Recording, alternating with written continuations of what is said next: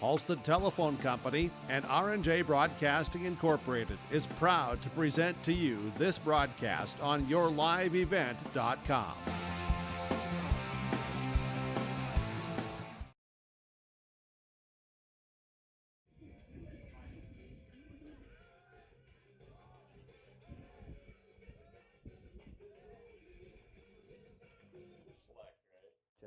Check. Hoping my radio station would be playing some good music. There's no like waste.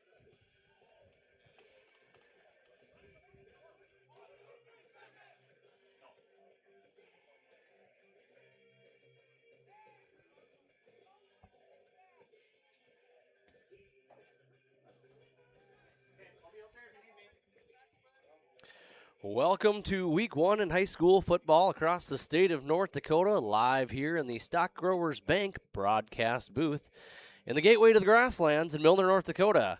Your live event welcomes you to Gaynor Field in Milner for a Region 1 versus Region 2 matchup in 11A football. In a rematch from last year, Week 1, last season, each team tonight looking to kind of jumpstart their seasons with a win. The visiting Park River area Aggies from Region 2, who went 9-2 last year, defeated Sargent County in Park River last year, 38-6. This time, Sargent County Bulldogs from Region 1 are hosting and hoping to flip the script a little bit. Hope you all are having a fine Friday evening. I'm Bryce Hogness, and I am honored to be here this evening walking you through this matchup. This is the pregame show on your live event. Well, earlier in the week, I was able to catch up with the coach of the Aggies, so serving for the head coach of the visiting Aggies in his 11th season with this program and third season at this role as a head coach, Jordan Hollingsworth. I caught up with him just yesterday in preparation for tonight's matchup against the Bulldogs, and here is what he had to say. Joining me ahead of this week's matchup in Milner against the Sargent County Bulldogs is a visiting team head coach in his third year as the head coach for the Park River Aggies, Coach Jordan Hollingsworth. Jordan, welcome to the pregame show on your live event. I appreciate you taking a few minutes out of your week to catch up with me here before the matchup against Sargent County. Absolutely. I appreciate you having me on. I always enjoy an opportunity to talk about our team and kids, and I thank you for having me. You bet. Well, first off, high school sports in general is a lot of fun, to see the nuances and the differences from team to team each year. Some players graduating, other players coming in to kind of step it up. Last season, Sargent County had came up to Park River to kick off both your seasons in a non-region game again. Aggies came away with a 38-6 victory last year, but like I mentioned, every year is a little different. What is different this season about your Aggies program compared to last year? Yeah, we graduated really heavy. We graduated 10 seniors, which ended up being like 7 starters on one side of the ball and 8 on the other side. And so we end up graduating quite a bit, 3 all-state kids in that mix and a group of kids that had been playing since they were freshmen or sophomores. And so we definitely graduate a lot. We bring back a lot of nice pieces, like 4 of our top 6 linemen are back and some skill kids we feel really good about are back. Our starting quarterback is back, but we definitely are looking to replace a lot, especially at wide receiver, running back, linebacker, and some of those key positions. And so I think that it's one of those years where, like you said, it's always exciting to see kind of what the next group brings. I think a lot of coaches are really nervous when you lose a giant group of seniors like that who's played so much. I've kind of been excited to see what this next group is going to do. These are kids they're not young. I mean, they're juniors and seniors. They've just kind of been sitting behind kids for a couple of years. Some of them were role players, and now they're going to be asked to be kind of the dude. And so it's always kind of an exciting time to see what you can piece together and how you move on after a successful season like we had last year. Yeah, absolutely. You mentioned your quarterback, Amdal. Is that right? Yes, Jackson. Yes, Amdal. Jackson. Number 8, he'll be on the field making plays. Pretty athletic kid from what I remember seeing last year. Are there some of the younger kids that maybe coming up, underclassmen that might see the field a little bit as well this week? Yeah, I think you're going to see at least one, if not two sophomores play a significant amount of time. I think we've got some freshmen you'll see on the field for some special team stuff. That seems to be something that happens with every small school football team, right? But for the most part, we've got a lot of juniors and seniors starting. Guys that got a lot of playing time last year, like I said, Wyatt Carlson, Noah Trofgruben were two of our top 4 or 5 receivers, but last year they probably weren't the go-to target. But they're kids who are very athletic and have kind of been waiting their turn and have an opportunity to take over. Like I said, we have 4 of the 6 linemen back, top 6 linemen back, and by the end of the year, our 6th lineman maybe should have been in the starting lineup, and so we're excited about the core group we bring back up front on both sides of the ball. But definitely some new faces and some younger kids are going to get an opportunity to show if they're ready to play or not. Yeah, absolutely. No, that's always fun. Sargent County on the other side of the ball, returning a handful. I think only 4 seniors this year on the roster, but a lot of those kids had a lot of playing time last year, so it'll be kind of fun to see how those players on the other side sort of developed and match up against your guys now coming up that are juniors and seniors. So even though Sargent County and Park River are in different regions, you gained a little bit of familiarity with each other the last couple of years, last year and this year. First game of the season, always kind of hard to really prepare for, right? To know who that next lookout player is going to be on both sides of the ball for you guys and for the Sargent County as well.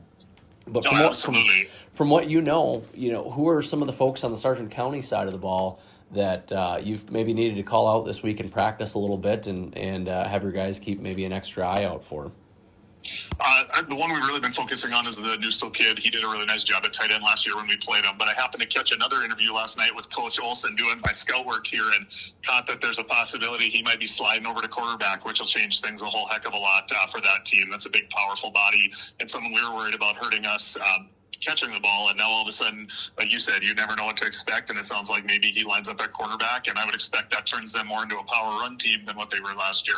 And so, no, it's one of those games where we talked about it with my assistant coaches yesterday when we were running through the scout team stuff. The first week, you have maybe 25 plays drawn up that you had seen from last year, and we've played them a few times over the last 5-6 years here, but you draw up what you've got, and then you show up to that first game, and the kids all look at you like you were crazy when you drew it up, because like, that's not what they did last year. And I'm like, well, new guy calling plays or new kids, or you adapt or you die. And so, it's always fun to kind of go into that one, because both sides end up preparing as well as you can, but being equally unprepared, because absolutely, you always are adapting, changing, new personnel, new schemes, things like that. Yeah, absolutely. Well, either which way, it should be an exciting Friday night here down in Milner. And Coach Hollingsworth, once again, I appreciate you carving out some time for us today on your live event. Good luck to you and the Aggies against Sargent County. Thank you again for having me. I appreciate the opportunity. You bet. All right, you just heard from the head coach of the Aggies. That was Mr. Jordan Hollingsworth. And we'll take a quick break and take a view from our sponsors, and we'll be back with more pregame show and Coach Eric Olson. For Bryce or Andrew, helping North Dakota families and businesses win every day. Member FDIC, Equal Housing Lender. This is Chris from Agassiz Precision Ag, your local precision planting dealer. The dog days of summer are here and harvest has begun. Please stay safe this season. Summer also means heavily discounted shop, seed meter, and planter inspection rates. Cash and early order discounts pair with $50 per row rebate offered on new systems. And don't forget the fantastic interest rates, including 0% for 1 year. Give us a call at 701-636-2119 with any questions, or visit planterdoc.com. Anderson Seed Farms has top-yielding spring wheat varieties with Westbreed WB 9590 to NDSU's new ND Stampede. Anderson Seed Farms offers industrial-leading corn and soybean genetics, along with top-performing silage and alfalfa varieties from AP Select Seed to Hogemeyer Seed. As a certified seed conditioner, Anderson Seed Farms provides custom seed cleaning from large commercial companies to individual farmers. Independent experience built around the needs of our customers. Contact Anderson Seed Farms in Foreman, North Dakota today. The Bison Booster Club, an organization that is rooted in their support of the activities within the Milner Public School District and the City of Milner. They pride themselves on their community involvement in local donations to area projects and sponsorships to help make their community a pleasant place to reside. If you have any questions or are interested in becoming a Booster Club member, you can check out the Bison Booster Club on Facebook or talk with any of the existing members. The Bison Booster Club, helping make their community a better place to live. For trusted news, weather, and sports from your community, look to R&J Broadcasting Incorporated, KRJB, KRJM, and KKCQ Radio, and rjbroadcasting.com. Hear local voices from local radio with news and information from the area. Your information stations, KRJB, KRJM, and KKCQ Radio, and rjbroadcasting.com. Local voices from local radio. All right, welcome back to Gaynor Field here in Milner. Ahead of tonight's matchup against the Park River Area Aggies and the home Sargent County Bulldogs. Well, serving as head coach of the Sargent County Bulldogs is Eric Olson. I was able to catch up with the 22-year veteran of the Bulldog program earlier this week ahead of tonight's matchup against the Aggies. Joining us ahead of this week's game against Park River, we've got head coach Eric Olson here with me at Freedom Park on this Wednesday evening. Eric, it's a new year already. Can you believe it? You know, you can kind of feel the excitement in the air. School started today for Milner. Yesterday over at North Sargent, you guys had your first day. It's that exciting feeling in the air. So how'd the off season treat you guys? This Bulldog squad this year? Good. I know there was a lot of guys that worked out here throughout the summer. There a lot of the kids, you can see 10, 15, 20 pounds of good athletic weight that some of these kids put on. So it's fun to watch their bodies mature as they go from sophomores to juniors and juniors to seniors. So I think it was a good off season for many of the guys, and yeah, they're excited to get on the field here on Friday. Yeah, absolutely. Putting on that extra 10, 15, 20 pounds, especially for a young squad this year. Young roster again this year. I think only a handful of seniors, maybe 4. So another season of a little bit of a younger team, but some of the kids that have come to the practice field so far this year, every year it seems like there's always 1 or 2 kind of kids that surprise you coming out. Maybe it's a freshman coming up. Maybe it's a player from last year. Who are a couple of the kids that you've seen that have really kind of caught your attention a little bit from last year to this year? You know what? You're going to hear a lot of the same names from last year, honestly. Yep. Yes, we have 4 seniors, but even with the juniors, I mean, just about everybody has got a year or 2 years of playing experience now. So we're hoping that we can see some benefits of that because, yeah, we were young last year. We were smaller. We were inexperienced. But hopefully we can have a few more, W's on the scoreboard and just some overall more success. I know that last year there was a bunch of games that we competed, but we didn't finish real well, and that was part of the youth and part of the inexperience that we had. So, even some of the guys like Eli Olson last year as a freshman, you're going to see him on the field a lot as a sophomore both ways. He's a dynamic player, and he can go from 0 to 60 real fast with his speed, and we hope that we can get him out in some open space to show off his athleticism. Cole Fury is kind of anchoring the offensive line and the linebacker crew. So, I mean, he's, like I said, another year or 2 of experience that he's got under his belt. So, Harry Nussel's another, we kind of call him, he's like a Swiss Army knife. There's a bunch of different things that he can do. He can block, he can run.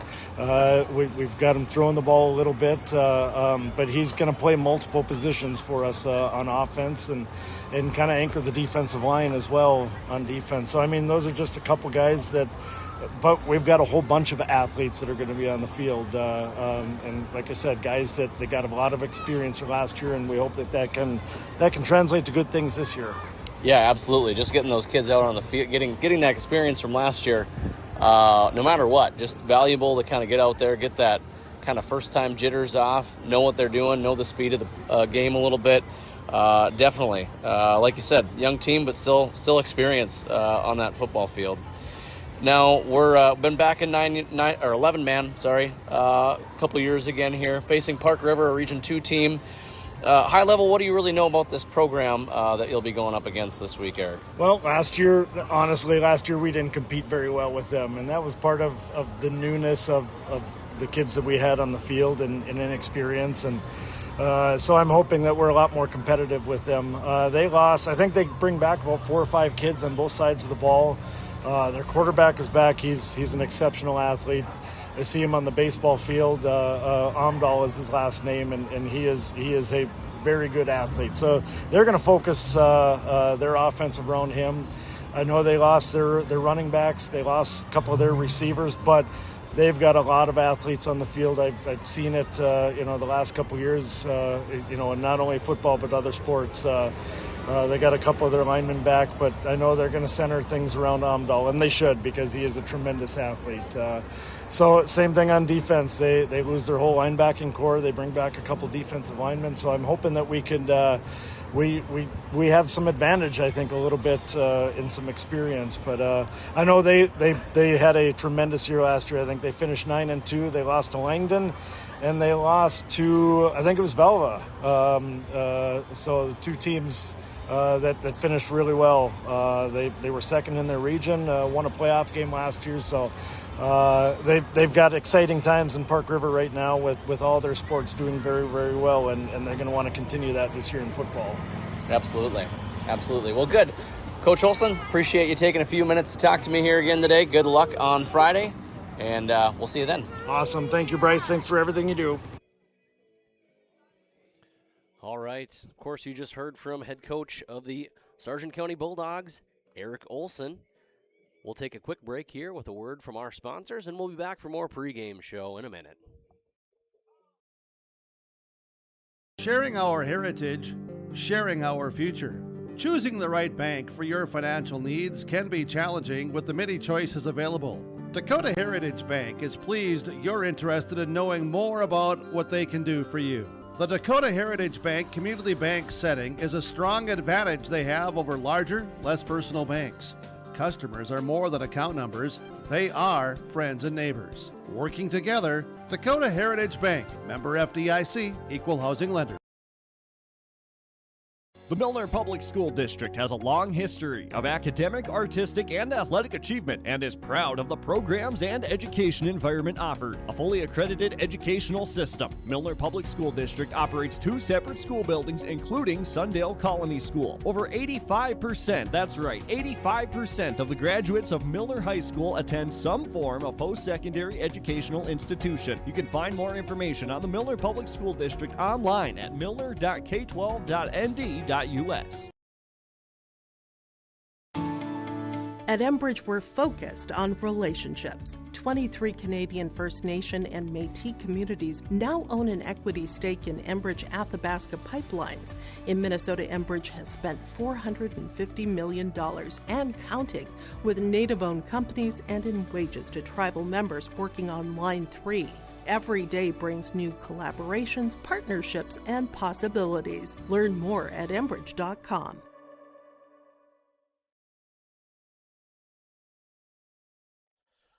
All right, back here at Gaynor Field in Milner, North Dakota. And, of course, we are in the Stock Growers Bank broadcast booth. At Stock Growers Bank, we're locally owned, locally run, and invested in this community because it's our community too. In a world of big banks and bigger buildings, it's nice to know your bank is right here at home with Stock Growers Bank. Member FDIC, equal housing lender. Well, ahead of this game, there's also other games going on across the state of North Dakota in football in 11A and 9-man anyway this week. A couple of highlighted games to sort of go over. In 11A, Velva Drake Animus, who's the number 2 seed in the state, pre-ranked at the beginning of the season in Region 3, is taking on Valley City, Region 1. Number 3, Ellendale Edgeley Column from Region 1 is taking on Region 2 opponent Harvey Wells County. And the number 1 seed, Langdon area Edmore Munich from Region 2 is taking on Region 1 the Oaks Tornadoes. A game that you can find on your live event is Mayport CG from Region 1 is hosting Thompson, a Region 2 team. And Hillsborough Central Valley, another Region 1 team, is going to play Region 2 Grafton. That game also on your live event. And another Region 2 game that is going on, since we've got Region 1 and Region 2 fans here tonight, Carrington is playing host to Southern McLean. Looking over at the 9-man games going on in the area, Wyndmere Lidgerwood is hosting Enderlin. Hatton Northwood goes to Lemoore to face Lemoore Litchville Marion. And Tri-State is going up to Griggs Mid-Coda. Larimore is hosting Four Winds. One other game that you can catch on your live event this evening in 9-man football, the number 1 ranked New Rockford Cheyenne Maddock team is going to be hosting Cavalier. A few other 9-man games going on throughout the area. Maple River is going over to Hankinson. Midway Minto is hosting Nelson County. And South Border matches up against Richland. Well, it is a beautiful evening here, just a few minutes ahead of kickoff. And we've got some good weather here, folks. It is 80 degrees right now in Milner at Gaynor Field. Mostly sunny skies. And we are going to be maybe getting down to only about 73 degrees. So it should be a beautiful night all around here for some football. The grass looks great out here on Gaynor Field. Weather should not have any sort of impact on play here this evening. And ahead here, when the players and teams met up at midfield, Sargent County won the coin toss and chose to defer. And so the Aggies chose to receive the football, so they will be starting out with the ball here to begin the game. And Sargent County will be kicking it off to them. So we'll go through the starting lineup here for this Park River area Aggies team. So on the offensive side of the ball, center is going to be a junior wearing number 59, Simon Zickman. Guard, senior, wearing number 66, Kaysen Twomley. Guard, who's a junior, wearing number 55, Maddox Jorgensen. At tackle, a sophomore, wearing number 51, is Gabe Shurik. A tackle as a junior, wearing number 71, is going to be Darren Lamont. At quarterback, a junior, wearing number 11, is going to be Wyatt Carlson. Running back is a junior, wearing number 6, Colton Grovlin. The other running back, who's a senior, wearing number 3, Carter Oberg. And a sophomore at wide receiver, wearing number 5, is going to be Caden Stabo. Wide receiver, who's a senior, wearing number 15, Caleb Hamilton. And another wide receiver, who's a senior, wearing number 1, Noah Troffgruben. And so the Bulldogs will be starting out on defense for them. Defensive end position is taken by a junior, number 24, Harry Newstall. At nose tackle, the senior wearing number 71 is Brady Lean. And the defensive end, a junior wearing number 65, Luke Mund. At linebacker position, a sophomore wearing number 58 is Brooks Hogness. At the linebacker position, another sophomore wearing number 51, Cole Fury. And another sophomore at the linebacker position wearing number 9, Eli Olson.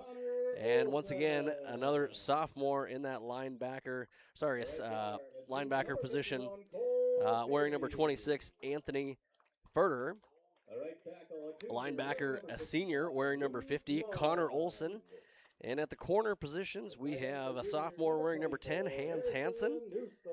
And the other cornerback position, a senior wearing number 2, Tristan Peterson.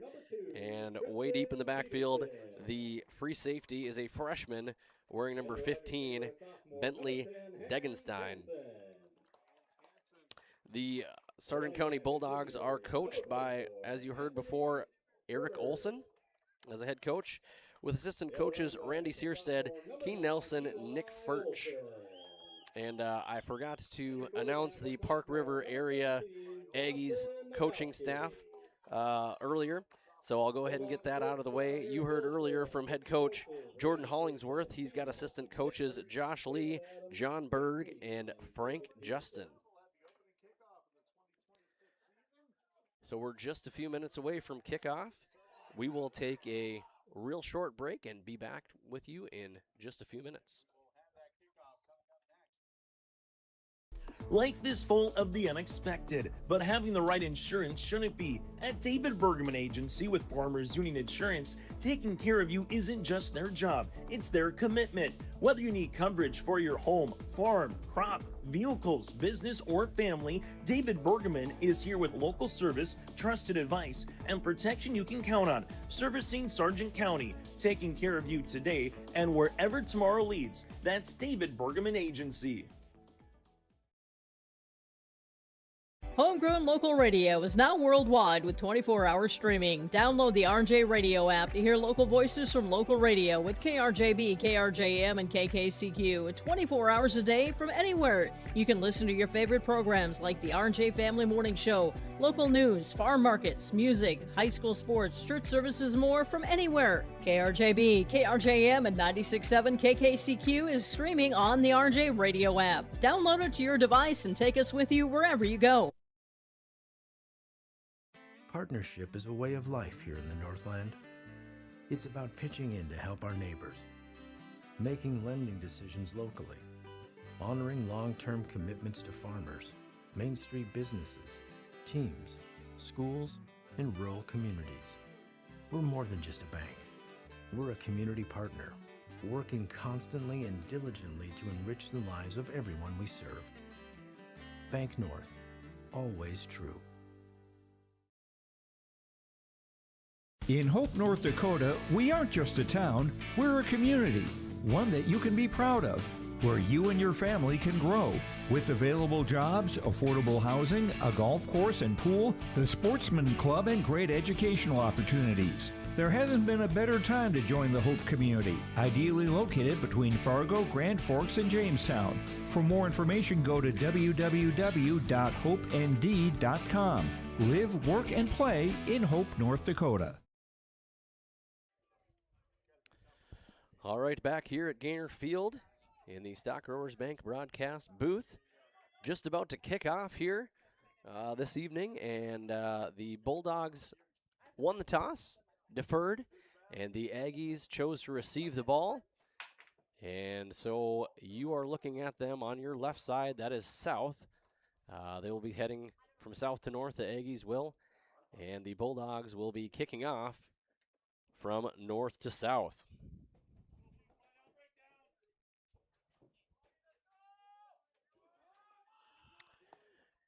And kicking here for the Sargent County Bulldogs is number 2, Tristan Peterson, back deep to receive for the Aggies. We've got Carter Oberg, who's wearing number 3, and Noah Trofgruben, who is wearing number 1. And here we go. Week 1 in 11-man football is about to kick off now.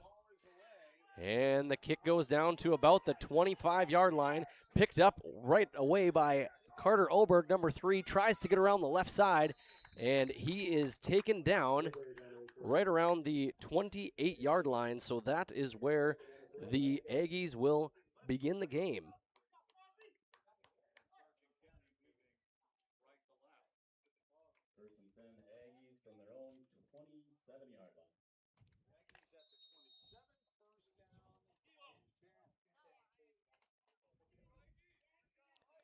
And the Aggies break out of their huddle, ready for their first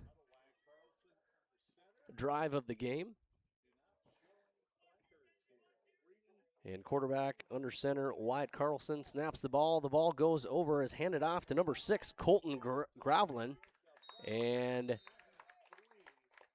Gravlin picked up about 3 yards, gets to about the 30-yard line. Short gain on the play brings up 2nd and 9.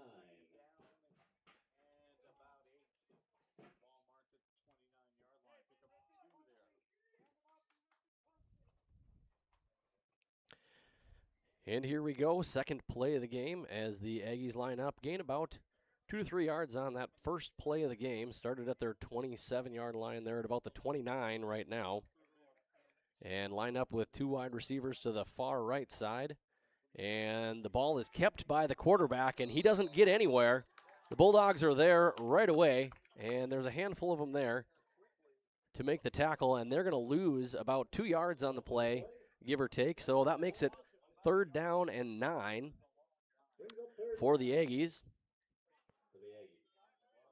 Ball at about the 28-yard line. So 3rd and long, first drive here for the Aggies. And they've got a few slots out to the near side. The ball is snapped. He's rolling out to his right and throws the ball downfield. It looks like it is a reception. And that was number 3, Carter Oberg, on the snag. He's able to pick up a handful of yards there, but they're going to be short, so it's going to be 4th and 5, about 4-yard gain on that completion from Carlson to Oberg. And looks like they're going to line up in a punt formation. Bulldogs kind of scrambling to get back down deep. And the punter setup here is Noah Troftgruben. He gets the ball off. It's high and off to the sideline. And very, very short punt. And so the Bulldogs are going to take over. We'll see exactly where they spot that. It is actually going to be in Aggie territory. And they're going to put that on about the 44-yard line. So the Bulldogs have got a short field to work with to start out this game.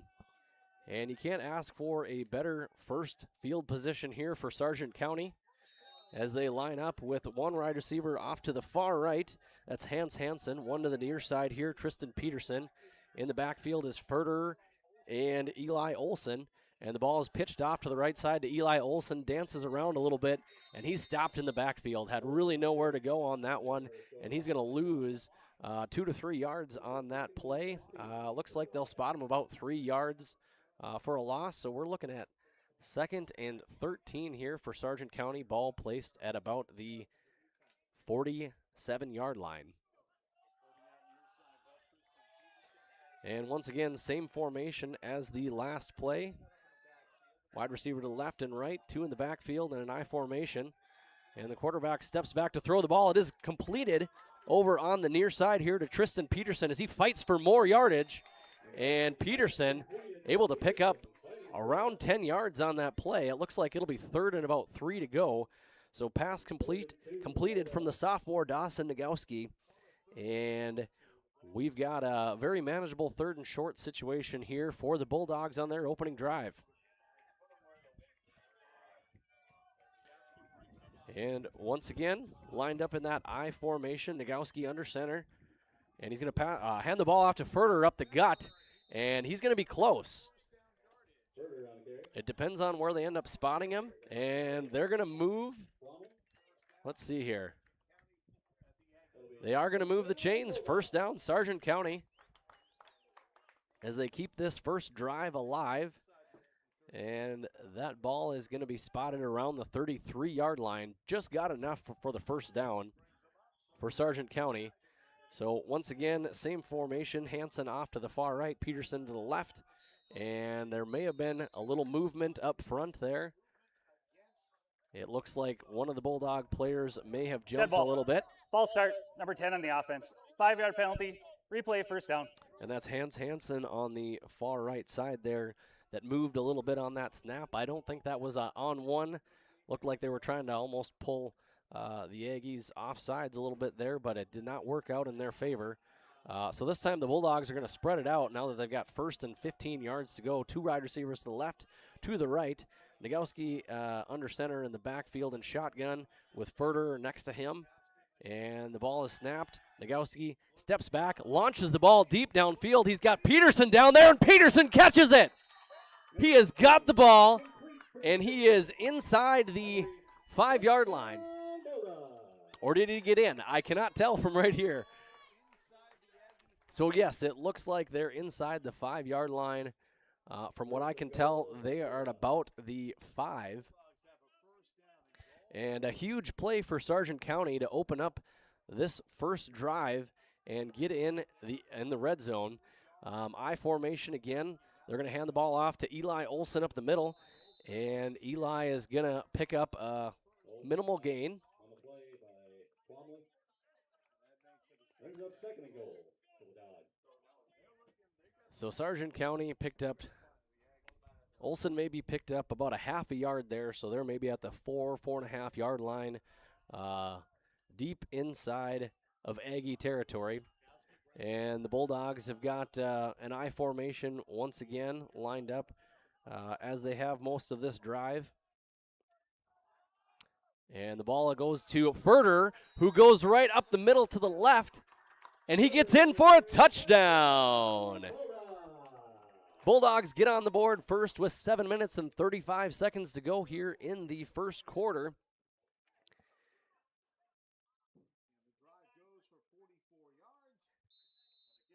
And Sargent County off to a quick lead here. Last season, the Bulldogs struggled a bit, and Coach Olson is excited about that one to get some points on the board. So for Sargent County team, kind of a young team, all starters on the offensive side are the same as the defensive side. They're starting pretty much everybody, 10 of the 11 players on each side. And the ball's passed over to Harrison Newstall, and that is going to be incomplete. And so the 2-point attempt is no good. And that'll leave us here with the visiting Aggies at 0, Sargent County 6. 7:35 to go here in the first. We'll be back in a minute.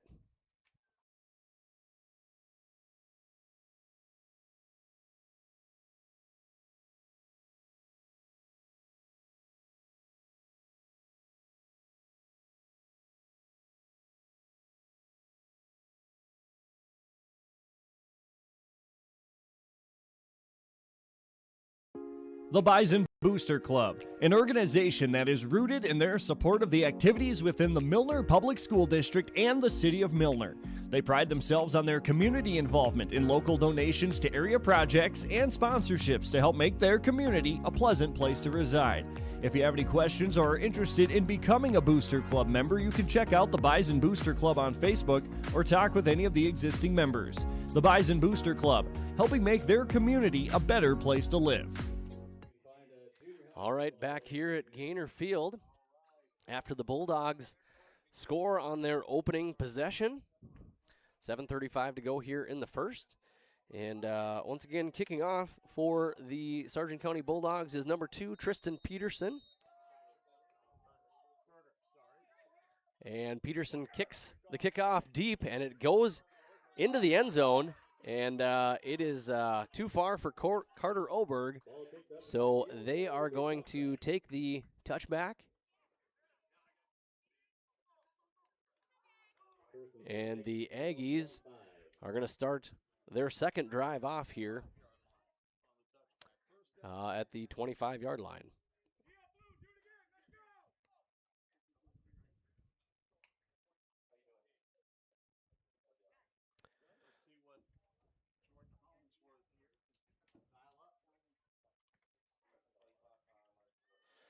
All right, so after that kickoff, once again, the Aggies have got the ball at the 25-yard line on the far side of the field after a touchback kick from Tristan Peterson. And here we go. The ball is handed off right away to Oberg up the middle, and Oberg is able to pick up a handful of yards there, about 4 or 5 yards on that play. Eli Olson on the tackle.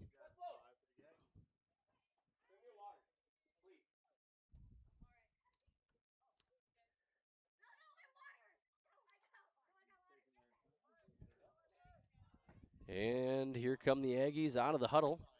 They've got 2 wide receivers off to the far side. And 1 in the backfield. They're going to send a man in motion. That's Noah Trofgruben. And they're going to keep the ball. And the quarterback keeper, and he's going to pick up a first down. Wyatt Carlson, the junior quarterback here, picking up a first down. And the ball will be placed at around the 33-yard line. 1st and 10 Aggies.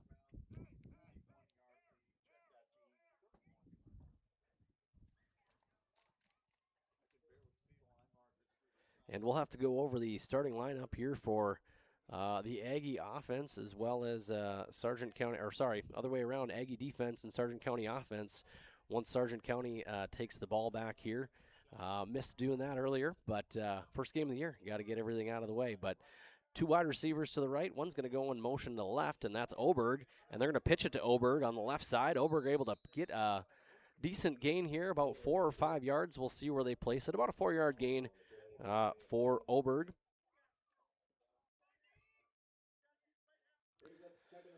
5:55 here to go in the first quarter. Opening touchdown ran in by Furter after a long play pass to Tristan Peterson from quarterback Dawson Nagowski. And the Bulldogs got on the board here pretty quick. They've got the Aggies line up here. They're going to hand the ball off right away to Colton Gravelin. And he goes to the far side and is taken down relatively quickly. Can't quite get around the outside. He's going to pick up maybe a yard on the play. So Gravelin picks up 1. We've got about a 3rd and 5 situation here to go on the Aggies' second drive of the game. And a substitution comes in here for Sargent County. It looks like Keegan Swanson is in and Furter is out. Aggies line up with a flanker on the left side. 2 wide receivers to the right. They're going to send Oberg in motion to the right. Carlson drops back. He's going to take it and run up the middle. He's got a first down and more, crossing the 50-yard line and gets into Bulldog territory to keep this drive alive. And it looks like Carlson is going to get to about the 47, 48-yard line. They're going to move it up to about the 47. And so for the first time this evening, the Aggies have crossed into Bulldog territory.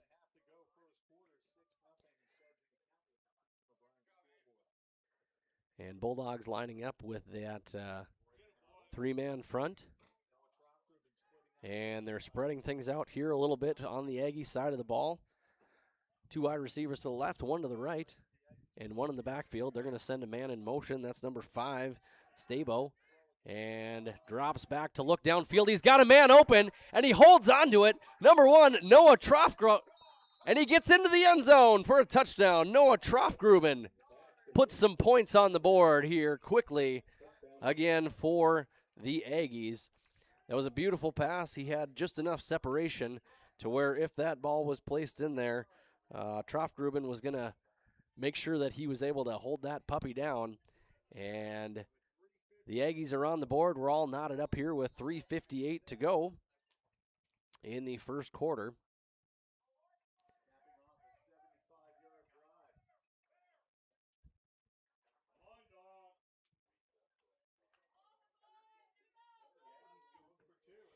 And it looks like Park River will line up for 2.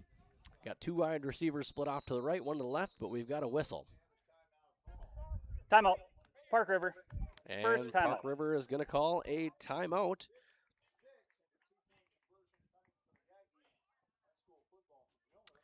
So we have Bank North timeout here. We'll stay on the line. And, of course, our timeout's brought to you by Bank North. Bank North has been a trusted financial partner for generations, helping customers and communities build, grow, and prosper. To see what values-based banking can do for you, visit banknorth.bank today. Bank North, member FDIC, equal housing lender.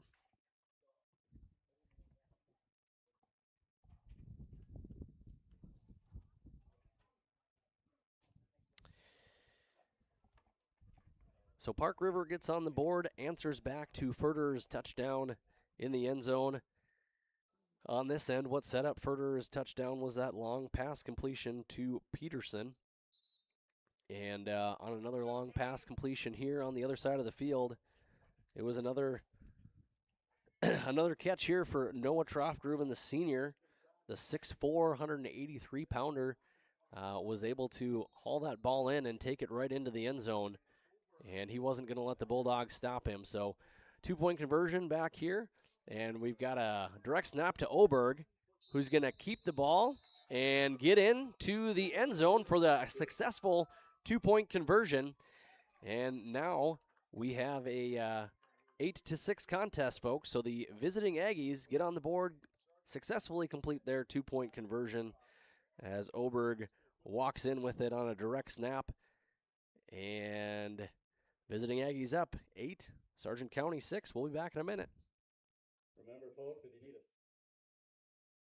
Milner Grain understands that agriculture is your livelihood, and we're committed to providing you with the highest quality of services to meet your farming needs. Milner Grain has a passion for our community and the farmers we serve. Milner Grain is locally owned and operated. When you're looking for a partner in the field, look to Milner Grain. Call 701-427-5284 or check out Milner Grain's app with current up-to-date prices. Milner Grain is here to help you and your farm grow.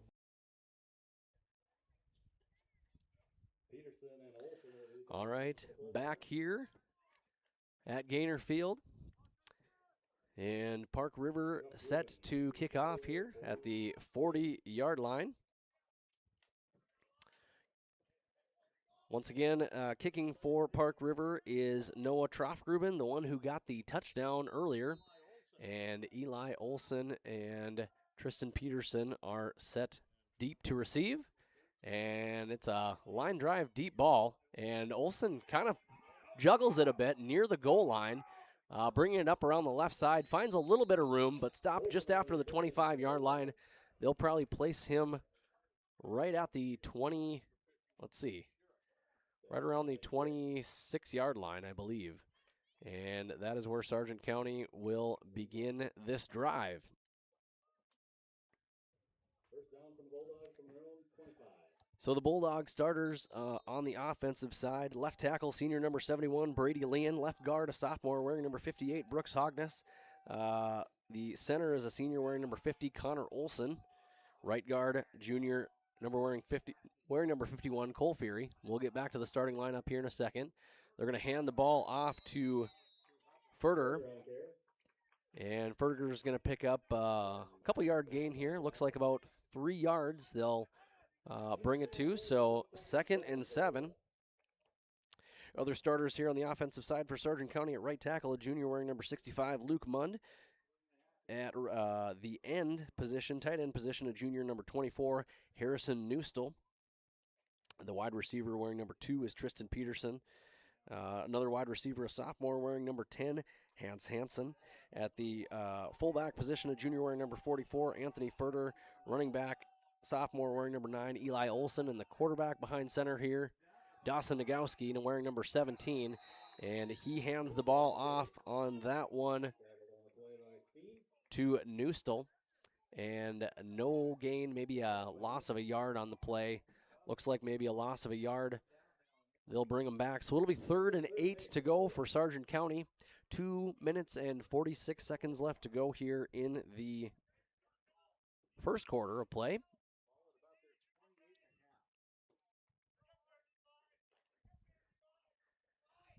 And the Bulldogs will break from their huddle with 2 wide receivers off to the right. That is Olson. And I can't see over there quite, but Peterson is off to the left side here. They're going to throw the ball to Peterson, and he ends up getting it. Holy smokes, folks. I almost thought that was going to be ripped out of the hands by Wyatt Carlson, but Tristan Peterson able to hang on to that ball and carry a few people as he gives the first down signal as he crosses over the 50-yard line. And the ball will get just into the Aggie territory at about the 49-yard line. And the Bulldogs will advance, obviously, on a first down for that one. And Carlson was right in there with it, but couldn't quite rip it out of Peterson's hands. And they're going to pitch the ball off to the far side to Eli Olson. And he's going to be stopped before he can get anywhere back on the other side of the 50-yard line. So they'll move from 149-yard line back to about midfield here. So loss of a yard. Eli Olson there on the carry. So we've got 2nd and 11 here, right at midfield. And Sargent County breaks the huddle. Minute 15 to go here in the first quarter. And the Bulldogs have got 2 receivers to the near side, 1 to the far side. They're going to send Eli Olson in motion. And a snap to Nagowski. And the ball goes to Peterson, but he can't quite hold on to that one on a quick slant. And that'll move it to 3rd and about 11 for Sargent County.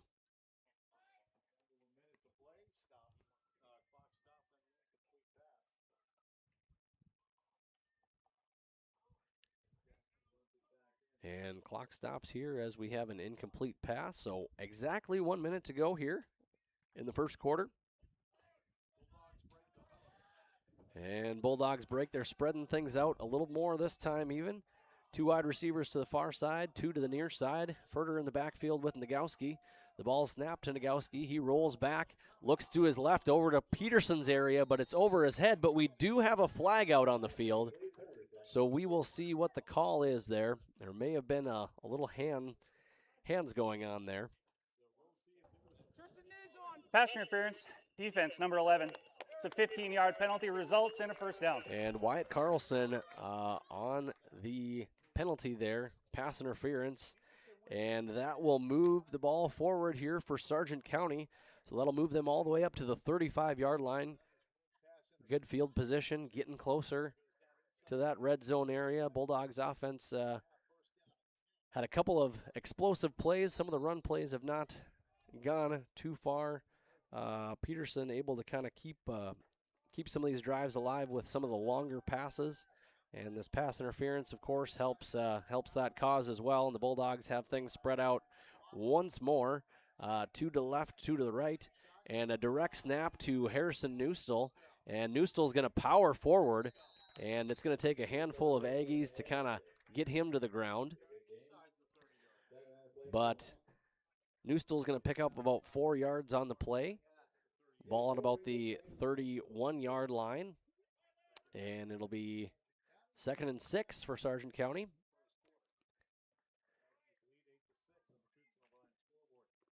Checking out is the junior Rylan Sarbaum. And Nagowski back in the shotgun with Furter next to him, 1 to the right, 2 to the left. And a little movement up front. Not up front, I guess on the near side. You probably saw number 25, Skylar Peterson. Number 25, offense. It's a 5-yard penalty. Replay, 2nd down. On the quick jump there. Moves the Bulldogs back 5 yards, making it 2nd and 11 for Sargent County. And Bulldogs spread out, 2 to the near side, 1 to the far side. And goes to Nagowski, rolls back, passes it off to Newstall. Newstall can't quite hold on to it, but right there would have been Caleb Hamilton. And he had a good position on him. May not have gotten far with that completion anyway. So we've got a 3rd and long, 3rd and 11 here. And 5 seconds to go here in the first. Clock stops on the incomplete pass.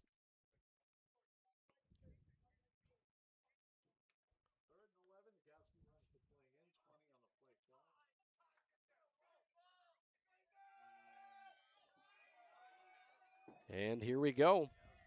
3rd and long as Sargent County appears as if they're going to take a timeout here. Didn't look like they... Sargent County, first timeout. Olson didn't quite look like he liked what was going on out there, so quick timeout. We'll be back here in a minute. At Bank Forward, we understand ag.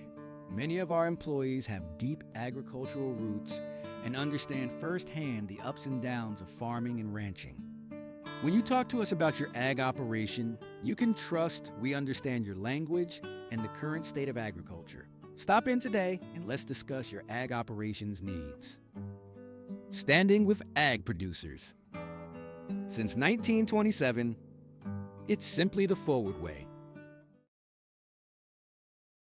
The Sargent Central Dollars for Scholars chapter is a nonprofit foundation that supports academic success in the community. The mission is to mobilize the community on behalf of post-secondary education success for the students. Dollars for Scholars chapters help hometown students achieve their educational goals by raising scholarship funds, establishing endowments, and more. For more information, scan the QR code on screen or stop by the Sargent Central School District. Tonight's game is brought to you in part by Rasmussen Farms. Back at Gaynor Field, 5 seconds to go here in the first quarter, likely the last play. And the Bulldogs have got 2 wide receivers to the far right, 1 to the left. They're going to send Eli in motion to the left, and we've got movement again. Dead ball. Ball start. Offense number 50. 5 yards. And Third down. Connor Olson, the center, offsides, brings 5 yards back, and we'll have a 3rd and 16 situation here for Sargent County.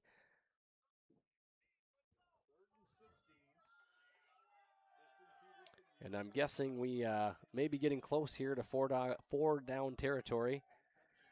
Eli Olson goes in motion again. Drop back to Nagowski. Nagowski looks downfield and attempted probably to further over there.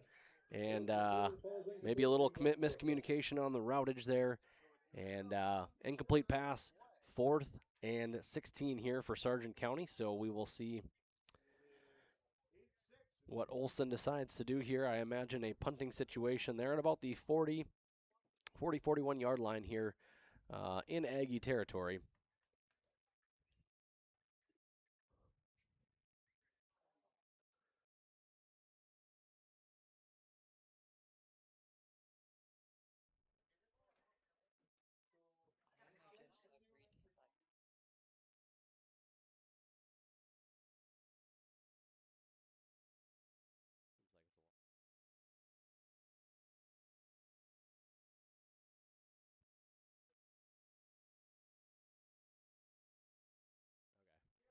All right, that's the end of the first quarter.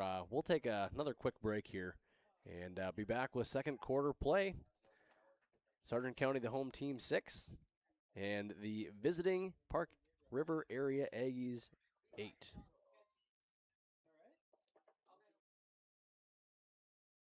Stay up to date all year long with your live event from our social platforms with X, Facebook, and YouTube. From the latest coaches show to watch game broadcasts back on demand from earlier in the season. Search your live event on YouTube and hit subscribe.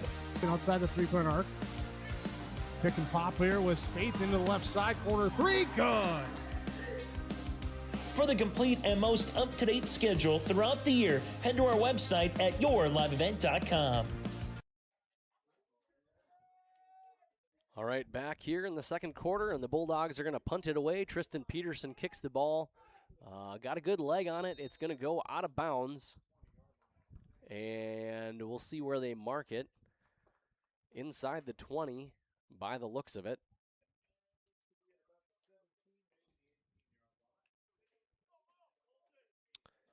So they'll mark the ball somewhere between the 17 and 18 yard line. And they will take over from there. So on the Aggies side, we got to get back to 11:54 to go here in the second quarter.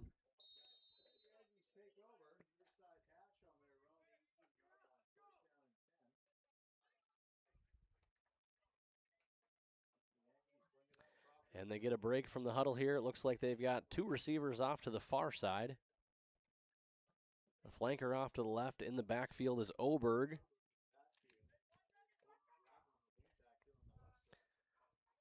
And the ball is snapped and handoff right away to Oberg. Oberg breaks a few tackles, but is met by a couple of Bulldogs. Looks like number 58 there, Brooks Hogness on the tackle. And they do pick up a handful of yards there. 3 yards pickup makes it 2nd and 7.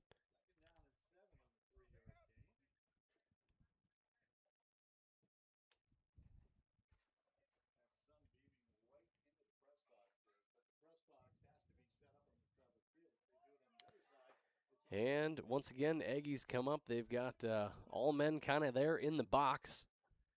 The Bulldogs in a 3-5 defense. And they're going to hand the ball off up the middle. And it looks like the ball is loose. And I saw a blue jersey fall on it, folks. Let's see what. It looks like Sargent County did pick it up.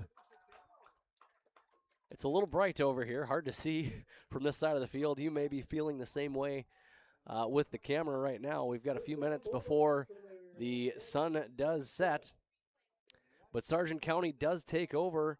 Wasn't able to see kind of who had the ball and who recovered it there. But Sargent County takes over with excellent field position around the 28-yard line in Aggie territory.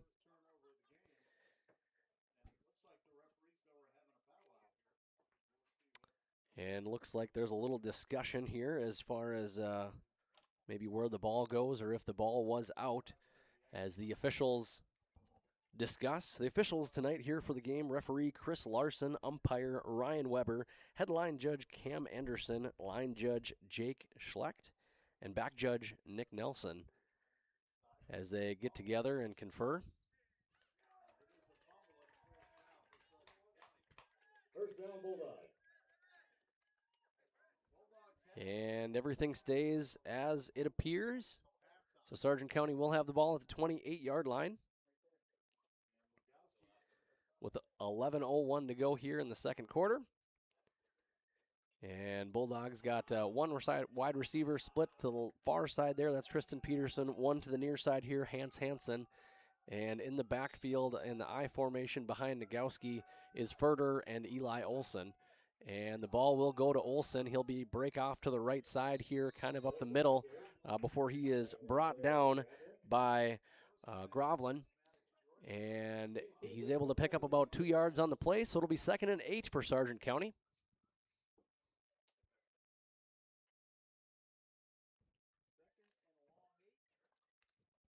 And on the defensive side for the Aggies, wearing number 66 at the tackle position is Kaysen Twomley.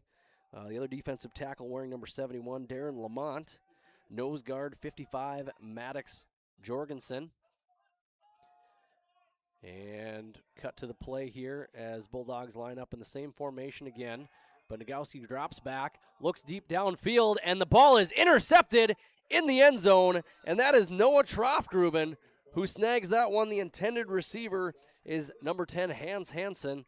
But the Bulldogs are going to turn it right back over, and the Aggies will have the ball at the 20-yard line. And a turnover by one team, shared by another. And just like that, the Aggies have got the ball back here with 10:11 to go in the second quarter. And on that scoreboard here, it shows 6-8. That's the Dakota Heritage Bank scoreboard, sharing our heritage, sharing our future, with locations in North Dakota and Minnesota, dhb.bank. And Carlson's going to escape a little bit of pressure, throw the ball downfield, and it's a little bit short for Oberg. And Oberg had some daylight. If that ball would have been just a little bit higher.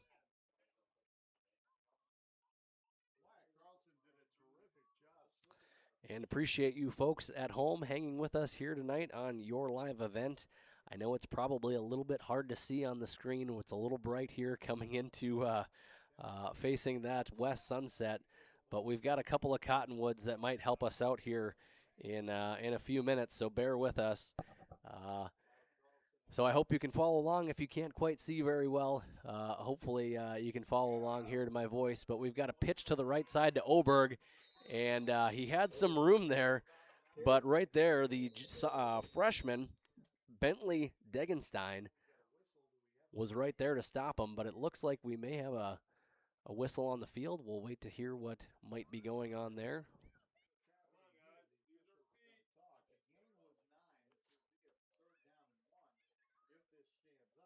So on that last play, they picked up 9 yards, and didn't really see a flag on the play, but there was a whistle, and we've got the officials talking. Illegal formation on the offense. 5 men in the backfield. 5-yard penalty. Replaying second down. So that last play of 9 yards is negated by an illegal formation, and it looks like they were going to call that, but the play kept going. So. We'll replay second down, and it'll be second and about 15 yards to go here for the Aggies. 9:53 to go in the second quarter.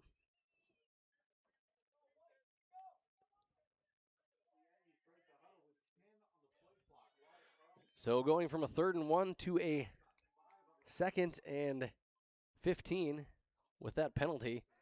And Carlson drops back, got a little pressure, finds a little room on the left side, and the ball comes loose again.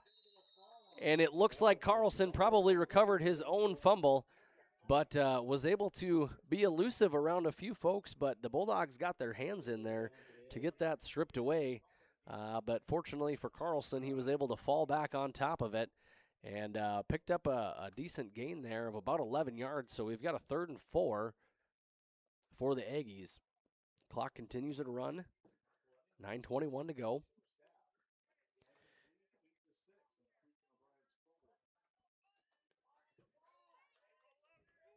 And the Aggies need to get to the 30-yard line here for a first down. And ball snapped to Carlson. He's going to roll around the left side, but he's met by a handful of Bulldogs and can't really progress forward. We'll see where they mark him. It looked like it was probably close to a first down, if not across the marker, but it depends on where they blew the whistle, and it looks like they will give him the first down. He got right to about the 30-yard line there. So Aggies keep their drive alive on a quarterback keeper from Carlson.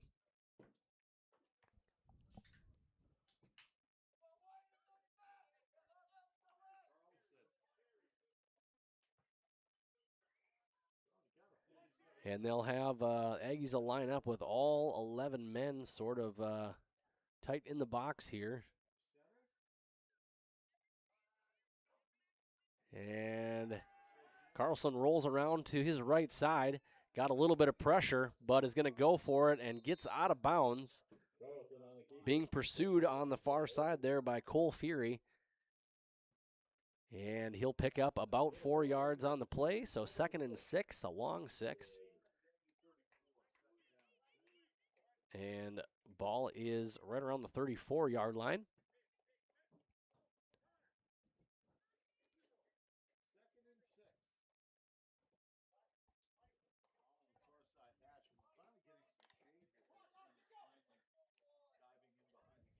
And this time the Aggies choose to spread things out a little bit. There's 2 men to the far side, 2 men to the near side, and 1 in the backfield behind Carlson, and he'll hand it off to number 6 right away.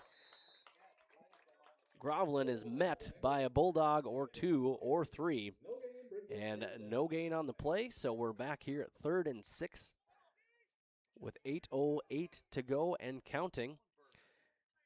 As the Bulldogs make a substitution, Deacon Ellenberger comes on in and gives Brady Leon a breather.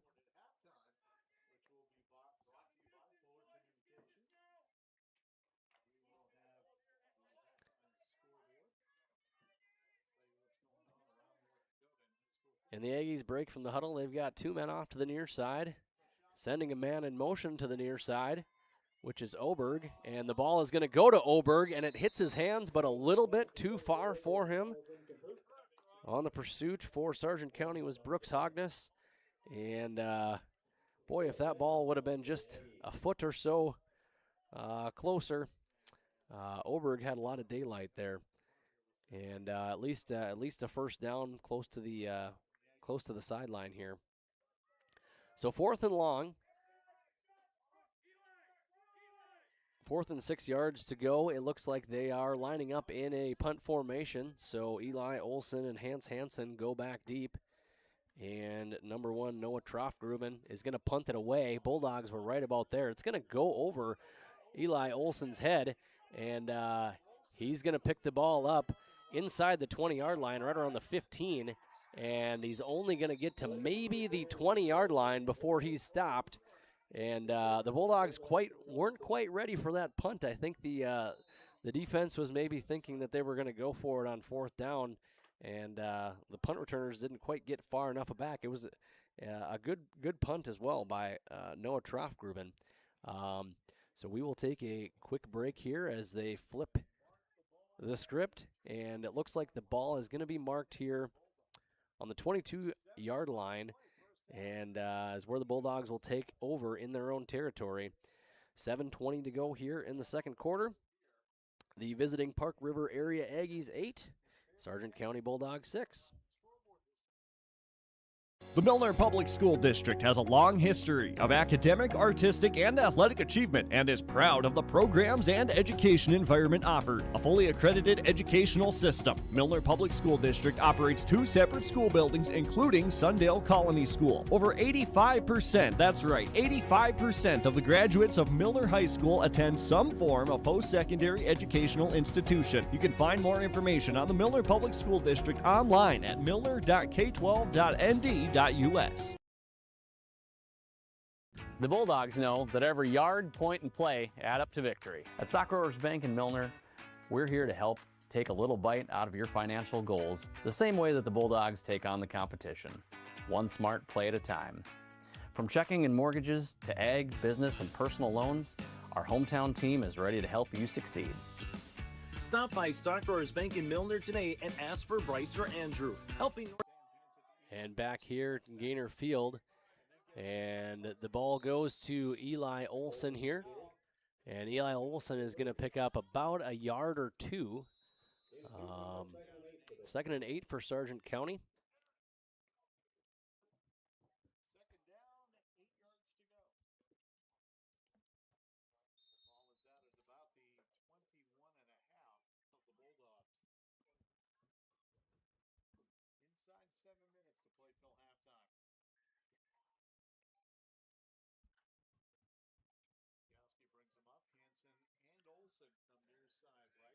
And the Bulldogs line up with 2 receivers to the near side, Olson and Hansen. And on the far side, Tristan Peterson.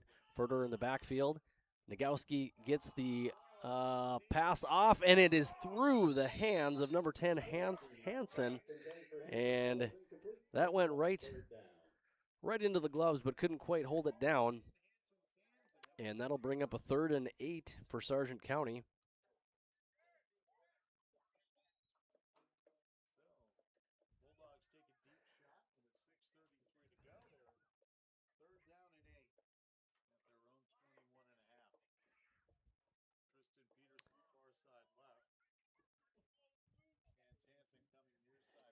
And the Bulldogs are going to line up in the I formation with Furter and Olson in the backfield. On the near side here is Hansen, far side Peterson.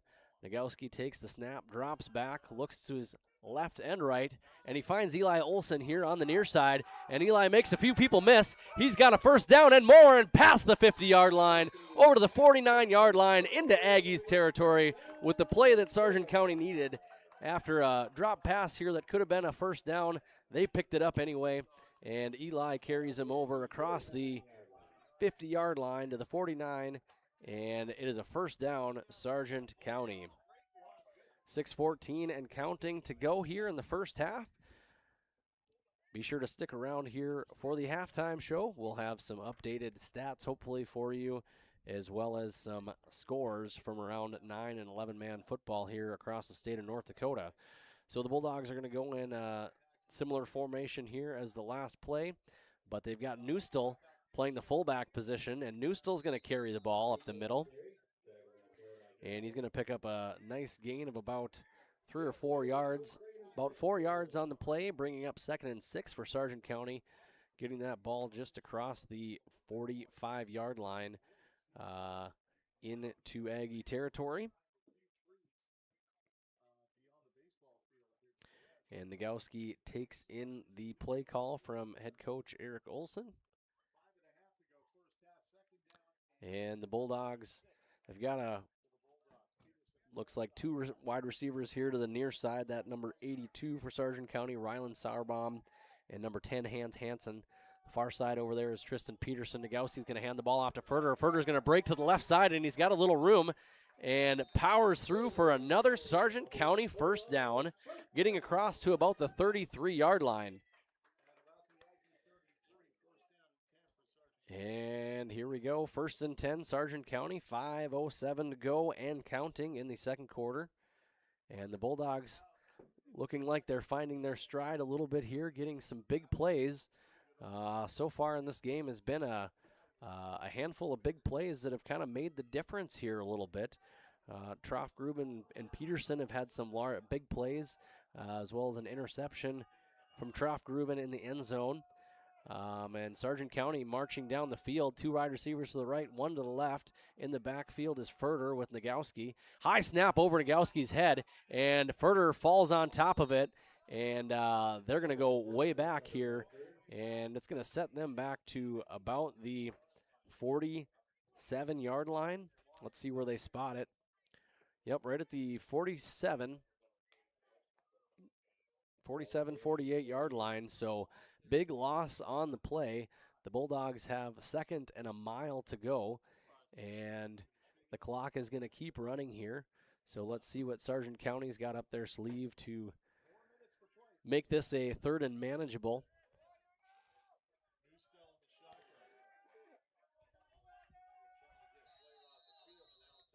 And Coach Olson calls a timeout. There's a few too many men on the field there. Second timeout.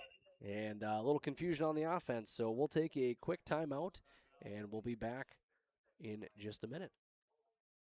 This is Win Every Day. Member FDIC, Equal Housing Lender. This is Chris from Agassiz Precision Ag, your local precision planting dealer. The dog days of summer are here and harvest has begun. Please stay safe this season. Summer also means heavily discounted shop, seed meter, and planter inspection rates. Cash and early order discounts pair with $50 per row rebate offered on new systems. And don't forget the fantastic interest rates, including 0% for 1 year. Give us a call at 701-636-2119 with any questions, or visit planterdoc.com. Anderson Seed Farms has top-yielding spring wheat varieties with Westbury WB 9590 to NDSU's new ND Stampede. Anderson Seed Farms offers industrial-leading corn and soybean genetics along with top-performing silage and alfalfa varieties from AP Select Seed to Hogemeyer Seed. As a certified seed conditioner, Anderson Seed Farms provides custom seed cleaning from large commercial companies to individual farmers. Independent, experience built around the needs of our customers. Contact Anderson Seed Farms in Foreman, North Dakota today.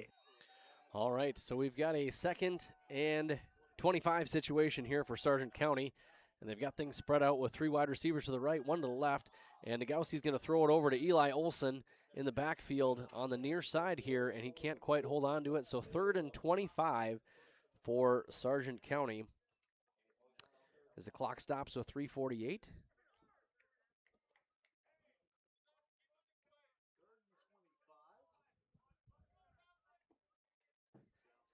And head coach Eric Olson going over the play here with your quarterback for the Sargent County Bulldogs, Dawson Nagowski, the sophomore, brings the play in.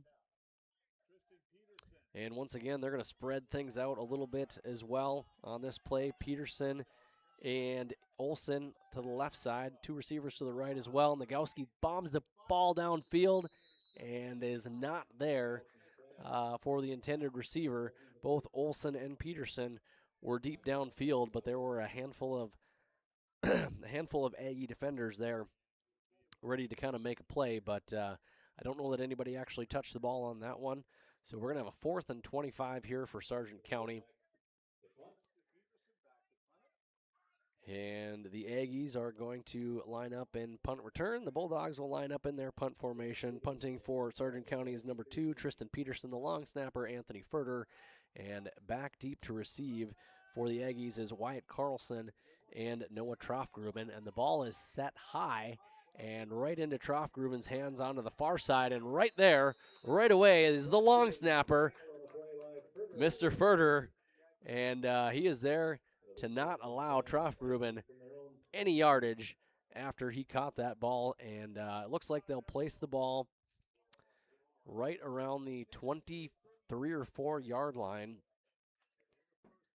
in Aggie territory. So 3:33 to go, and the Aggies have got about 77 yards to go or so here to try and wrap up, put a little bit more points on the scoreboard here before the end of the first half.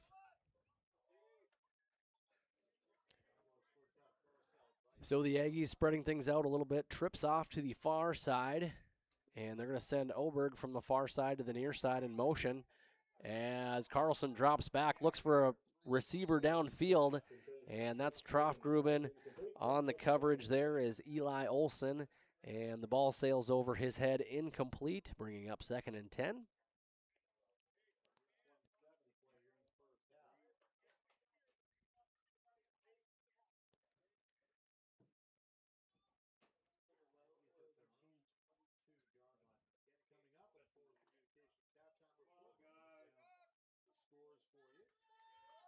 So 2nd and 10 from the 22-23 yard line in Aggie territory. The Aggies looking to march downfield. They've got the ball. Players spread out a little bit here, and they're going to hand it off to Oberg, who goes from the right side to the left side and then back to the right side, and he had some room but was finally tracked down by Hans Hansen, but not before a large gain crossed the midfield into Bulldog territory. They're going to mark the ball down right at the 48-yard line in Bulldog territory. So Aggies marching, and that clock keeps rolling.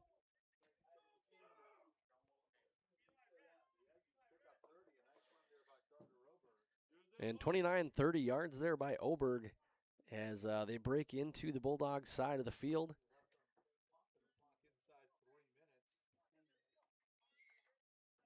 As the Aggies break the huddle and got everybody lined up tight. All within the box here. 3 flankers on the near side, and they're going to do a little razzle-dazzle, and Trofgruben able to stick on his feet after a few missed tackles, and they got a little lucky there. Both sides did, I think, but Trofgruben only picking up about a yard or 2 on the play, bringing up 2nd and 9 for the Aggies.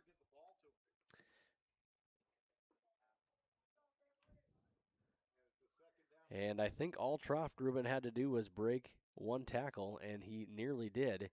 Otherwise, the Bulldogs defense did seem to kind of swarm towards this side.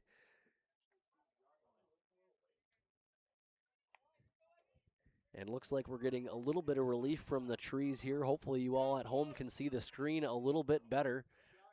Shotgun, and the ball goes to Oberg. There's a flag on the play, and he's taken down by number 58 for Sargent County, Brooks Hogness, after a pickup of about 6 or 7 yards, 6 yards. But we've got a flag down, so we'll see what they have to say. Illegal high-low block on the offense. It's a 15-yard penalty. Replay 2nd down. So an illegal high-low block on the offense, which is going to push them back 15 yards. And it is going to be 2nd and long, 2nd and 24 yards. Going to bring them back onto the other side of the 50-yard line. So looks like they'll have them placed at the 39-yard line in their own territory. 1:47 to go here in the first half. And a few large penalties here on this Aggie offense that have negated some big plays.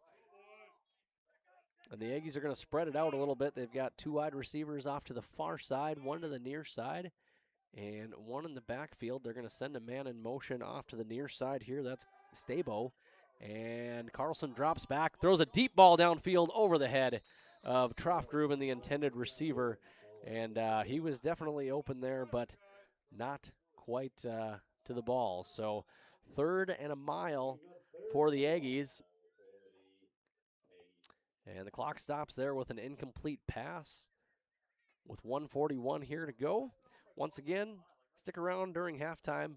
We'll give you some updates here, a recap of this game so far, and some scores from around 11A football and 9-man football across the state of North Dakota as week 1 for those 2 divisions of North Dakota football have begun this week.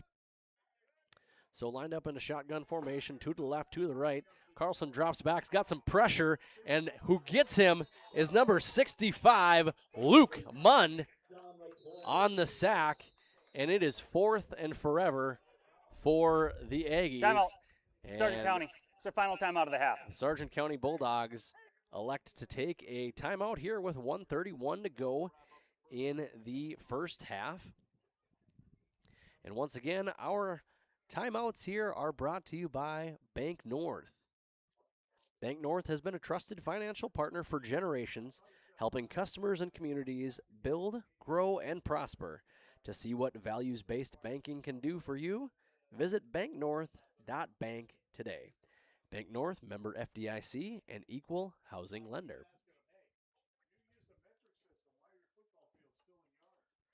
So the Bulldogs call their final timeout here of the half and look to draw up a little something special here. Try to put a few more points on the board here before halftime. And both teams scoring early on in the first quarter. Bulldogs on their first drive able to get a good field position off a poor punt from Park River. And Park River answered right back for a 75-yard drive and touchdown. So Aggies punting the ball here, and the kick is high, relatively deep. A fair catch by Tristan Peterson on the other side of the field, and the Bulldogs appear to be taking over around the 25-yard line. We'll see if we can get a more direct measurement here exactly where the ball was placed. And it looks like they'll place the ball right around the 26-yard line. So the Bulldogs have got 75 yards to go here to try to put a few points on the board. We'll see what Coach Olson has up his sleeve. And it looks like the Bulldogs are going to spread things out here. That's Neustel and Hansen on the near side. Olson and Peterson to the far side. Furter in the backfield. Nagowski does the hard count snap and pumps, throws the ball, and into the hands of Eli Olson. But a few defenders there. Number 83, Morgan Dietrich, was right there to get a hand in that as well and stop Sargent County from being able to make that play. But incomplete pass, that clock is going to stop at 1:18 to go. 2nd and 10, Sargent County at the 25-yard line in their own territory. And Nagowski takes the play in from Coach. And the Bulldogs once again are going to spread things out. Similar formation again here, Neustel and Hansen on the near side. And Nagowski looks downfield, well defended, and the ball is tipped. Well played by both players here. That was Trofgruben that was able to tip it. Olson was almost able to relocate it, and Trofgruben was just there in the way. Trofgruben, the 6'4", 183-pound senior, was right there against the number 10 Hans Hansen, the sophomore, at 5'10", so a little height advantage there for the Aggies, and good play on the defense there to stop that one from coming down into the hands of the Bulldogs. So once again, the clock stops, and the game clock and the play clock here only down to 3 seconds, so they've got to get a snap off, and they do. Nagowski rolls to his right and throws the ball deep downfield. It's going to be over the head of Eli Olson, so that'll make it 4th down and 10 to go. Not a whole lot of time taken off the clock here in those 4 plays for Sargent County, and they're going to be forced to punt the ball with 1:03 to go in the second quarter. As the substitutions come in for the punt team on the Bulldogs side. And all 11 players for the Park River Aggies are starting on both sides of the ball. And so no substitutions over there, but Peterson punts the ball off, and it goes deep over the head of Trofsgruben. And Trofsgruben is just going to let it go inside the 30-yard line. And they'll field the ball right around the 28-yard line. And that is where the Aggies are going to take over with 54 seconds to go.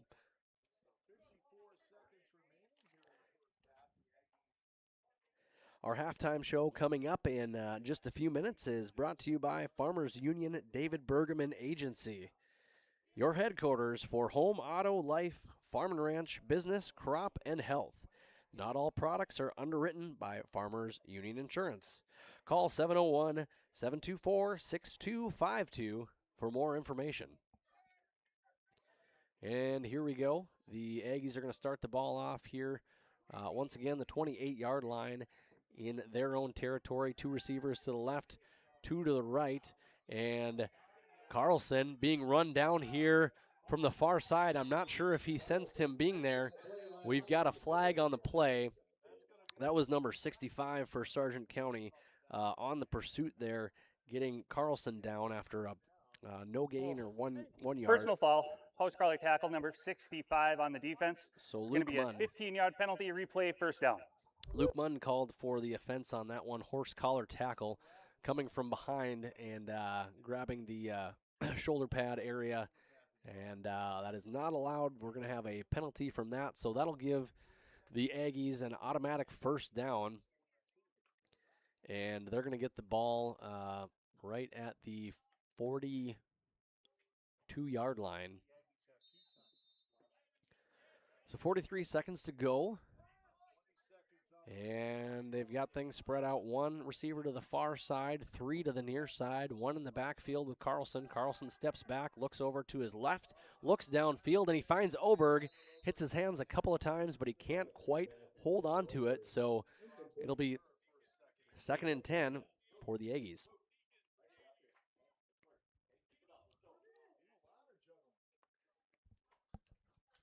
And some substitutions here for Sargent County. Incoming number 76, Deacon Ellenberger. Out number 75, J.D. Bope, both juniors for the Bulldogs.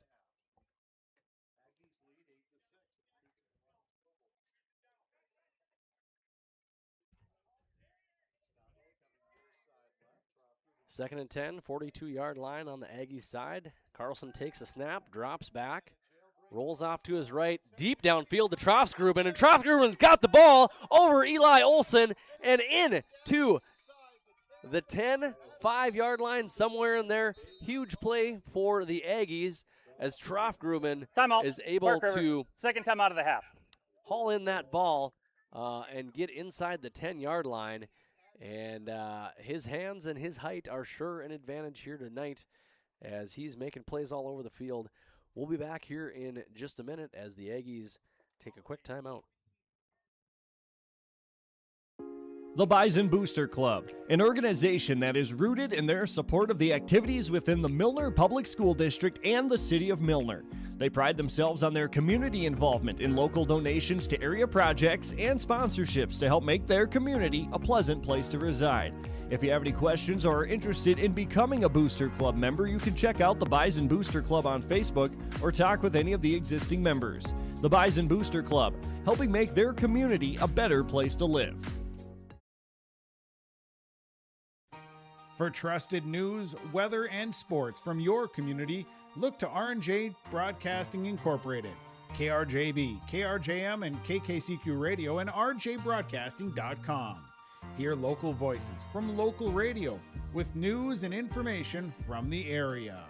Your information stations, KRJB, KRJM, and KKCQ Radio, and rjbroadcasting.com. Local voices from local radio.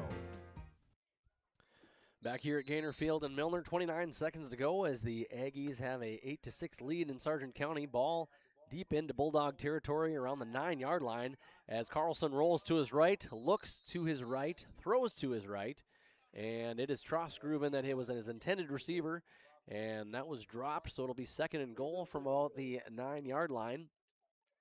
21 seconds to go. And that sun setting finally, hopefully now, looks like for the remainder of the game, at least the second half, should give all of you at home a little bit better viewing. But Bulldogs make a substitution here. Rylan Sarbaum comes on out.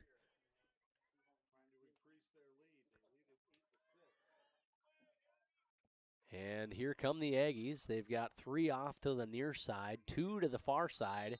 And Carlson doesn't like what he sees, and he's going to call himself a timeout. Timeout. Park River. Final timeout of the half. All right, and that's the final timeout of the half. 21 seconds to go here on the Dakota Heritage Bank scoreboard. It's Park River Area 8, Sargent County 6. Sharing our heritage, sharing our future. Choosing the right bank for your financial needs can be challenging with the many choices available. Dakota Heritage Bank is pleased you're interested in knowing more about what they can do for you. The Dakota Heritage Bank community bank setting is a strong advantage they have over larger, less personal banks. Customers are more than account numbers, they are friends and neighbors. Working together, Dakota Heritage Bank, member FDIC, equal housing lender. The Milner Public School District has a long history of academic, artistic, and athletic achievement and is proud of the programs and education environment offered. A fully accredited educational system, Milner Public School District operates 2 separate school buildings, including Sundale Colony School. Over 85%, that's right, 85% of the graduates of Milner High School attend some form of post-secondary educational institution. You can find more information on the Milner Public School District online at milner.k12.n. Back here at Gaynor Field, it's 2nd and goal on about the 9-yard line for the Aggies. And Carlson takes a snap. He's got a little pressure. He looks like he's going to run up the middle, and he does before he's met by a handful of Bulldogs. And able to get a little gain here on the play. And they're going to hurry up and quick run a play, and the flag is going to get thrown. Wanted to try to catch the Bulldogs offsides. False start, snap infraction, Park River. It's a 5-yard penalty. It's going to be 3rd down. All right, so a 5-yard penalty here on a snap infraction, I believe is what he said. Bring the ball back 5 yards. Looks like they did get to about the 1-yard line or so. So they are at about the 6, I would imagine, right now. And there is 6 seconds left here to go. As the offended team, Sargent County has elected to have the clock start on the whistle. Clock will start on the whistle. So clock starting on the whistle. There it goes, 6, 5, 4. So this is likely Park River's last play of the game. They get the ball off with 1 second. And here goes Carlson. And gets close to the end zone. The officials say yes. Carlson with the quarterback keeper around the right side. And Park River sneaks into the end zone as time expires here in the second half, giving them the 14-6 edge. And let's see, it looks like they'll probably be going for, it looks like they'll be kicking it in. They've got a tee that they're setting down here. So the kicker here is going to be Noah Troftgruben. And the snap is good. The kick is up. The kick looks good. And it is. So they put another point on the board. So rounding off the first half here in Milner at Gaynor Field, the visiting Aggies from Park River area, 15, and the home Sargent County football Bulldogs 6. We'll be back here for the halftime show in just a minute.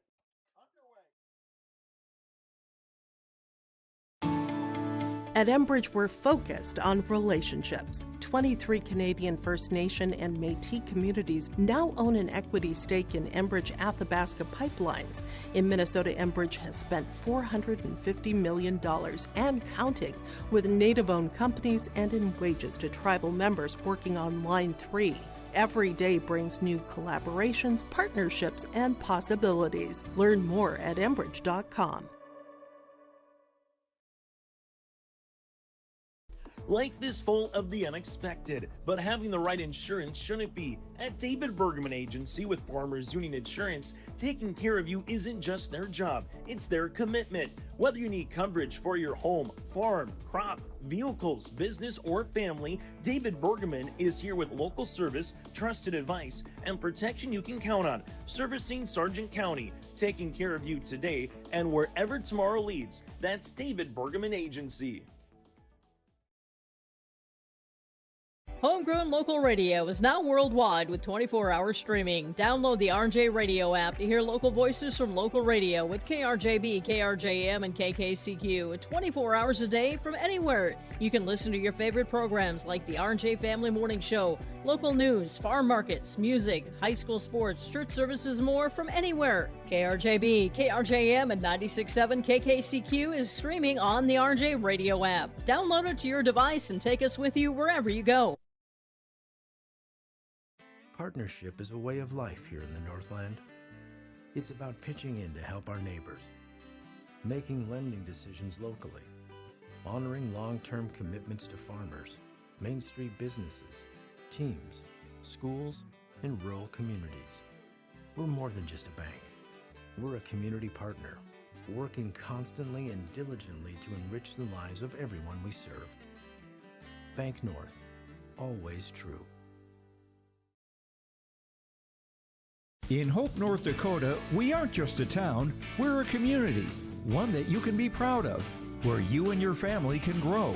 With available jobs, affordable housing, a golf course and pool, the Sportsman Club, and great educational opportunities. There hasn't been a better time to join the Hope community, ideally located between Fargo, Grand Forks, and Jamestown. For more information, go to www.hopend.com. Live, work, and play in Hope, North Dakota.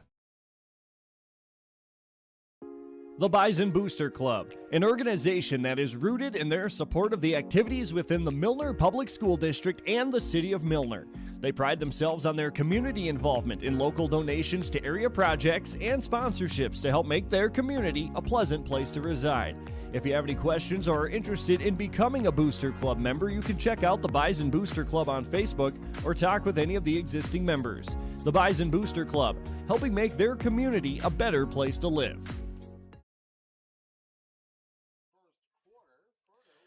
All right, back here in Milner at the Stock Growers Bank broadcast booth. It's halftime outside of Gaynor Field here in Milner. We're in the gateway to the grasslands, folks, and we have a halftime show for you. This halftime show is brought to you by Farmers Union, David Bergman Insurance. So, David Bergman Insurance, that's going to be your headquarters for home, auto, life, farm and ranch, business, crop, and health. Not all products are underwritten by Farmers Union Insurance. For more information, call 701-724-6252. So a little highlights here, some stats that we've got on Sargent County, the offensive side. These are all unofficial stats, folks. Quarterback Dawson Nagowski, number 17, he went 4 for 14 passing, about 93 yards, 0 touchdowns, 1 interception. And on the receiving end of things, Tristan Peterson leading the way with 3 catches for about 66 yards. Eli Olson, 1 catch for 27 yards, and no other catches from any other Bulldogs. So Peterson has 3 of the 4 completions, and roughly 70% of his passing yardage can be attributed to him. On the rushing side of things, Anthony Ferderer's got 4 carries for 23 yards and a touchdown. Harrison Newstall, 3 carries for 7 yards. Eli Olson, 5 carries for a net 0 yards. It puts Sargent County at roughly 15 to 20 net rushing yards. Once there was a bad snap that was in there that brought the ball back about 14 yards. So approximately on the offensive side here for Sargent County, 110 yards, 93 of those passing, and 15 to 20 of those rushing. On the Park River offensive side, Wyatt Carlson, the quarterback, 3 for 9 for 95 yards, 1 touchdown and 0 interceptions. On the receiving end of things, Noah Troftgruben has been the star of the show here with his 2 catches for a 91 yards total, 1 for 47 yards and a touchdown in the first quarter, and then a 44-yard reception late in the second. Carter Oberg also had 1 catch for about 4 yards, and Carlson to Troftgruben has certainly been the story for those completions. And looking around here on the turnover side, turnover each for Park River and Sargent County. There was a fumble lost right around their own 28-yard line, and the Bulldogs were able to pick that one up. But just a few plays later, Noah Troftgruben came with an interception in the end zone, so we are at a 1-to-1 turnover ratio here. Troftgruben really has been the difference maker, approximately 91 yards and a touchdown on just 2 catches, an interception in the end zone, and he's handling that punting and kicking situations pretty well, as outside of maybe a short punt at the beginning of the game. Tristan Peterson has been a real essential part of the Sargent County passing offense. 3 catches for about 66 yards, including a long completion that set up the Bulldogs for a touchdown. The Bulldogs have struggled a little bit running the football outside of Ferderer's 23 yards. There have been not a whole lot of production on the offensive side. And a few explosive plays have really kind of made the difference in this half so far. Troff-Gruben has receptions 44 and 47 yards, and Peterson's had a few big gains through the air as well. Both teams struggling a little bit with penalties. Sargent County, multiple false starts. Park River had a 9-yard gain negated by an illegal formation and another illegal block and a few other smaller infractions that penalties have been certainly a pain source for both teams so far.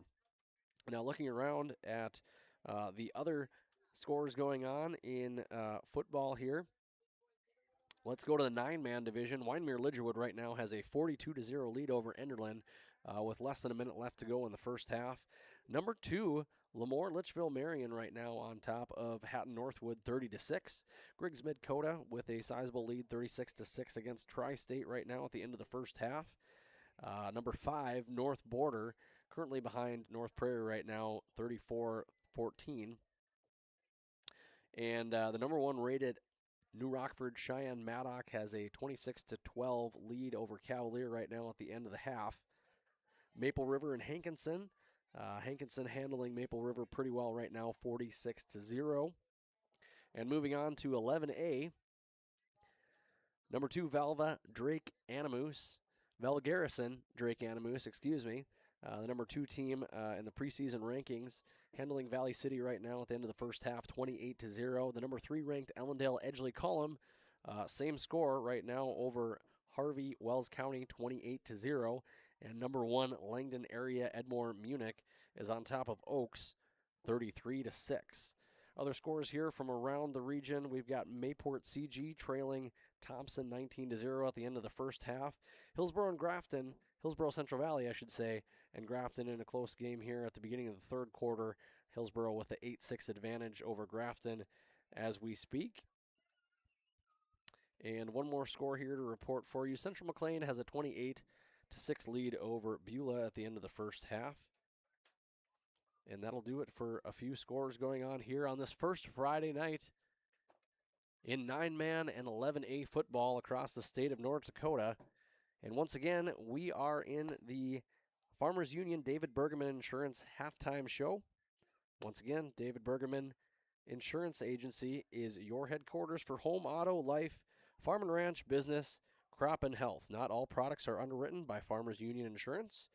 Call 701-724-6252 for more details. Well, a few minutes to go here before we kick off the second half of play on the Dakota Heritage Bank scoreboard. Park River leads at half, 15-6 over Sargent County. That agriculture is your livelihood, and we're committed to providing you with the highest quality of services to meet your farming needs. Milner Grain has a passion for our community and the farmers we serve. Milner Grain is locally owned and operated. When you're looking for a partner in the field, look to Milner Grain. Call 701-427-5284 or check out Milner Grain's app with current up-to-date prices. Milner Grain is here to help you and your farm grow. At Bank Forward, we understand ag. Many of our employees have deep agricultural roots and understand firsthand the ups and downs of farming and ranching. When you talk to us about your ag operation, you can trust we understand your language and the current state of agriculture. Stop in today and let's discuss your ag operations needs. Standing with ag producers. Since 1927, it's simply the Forward way.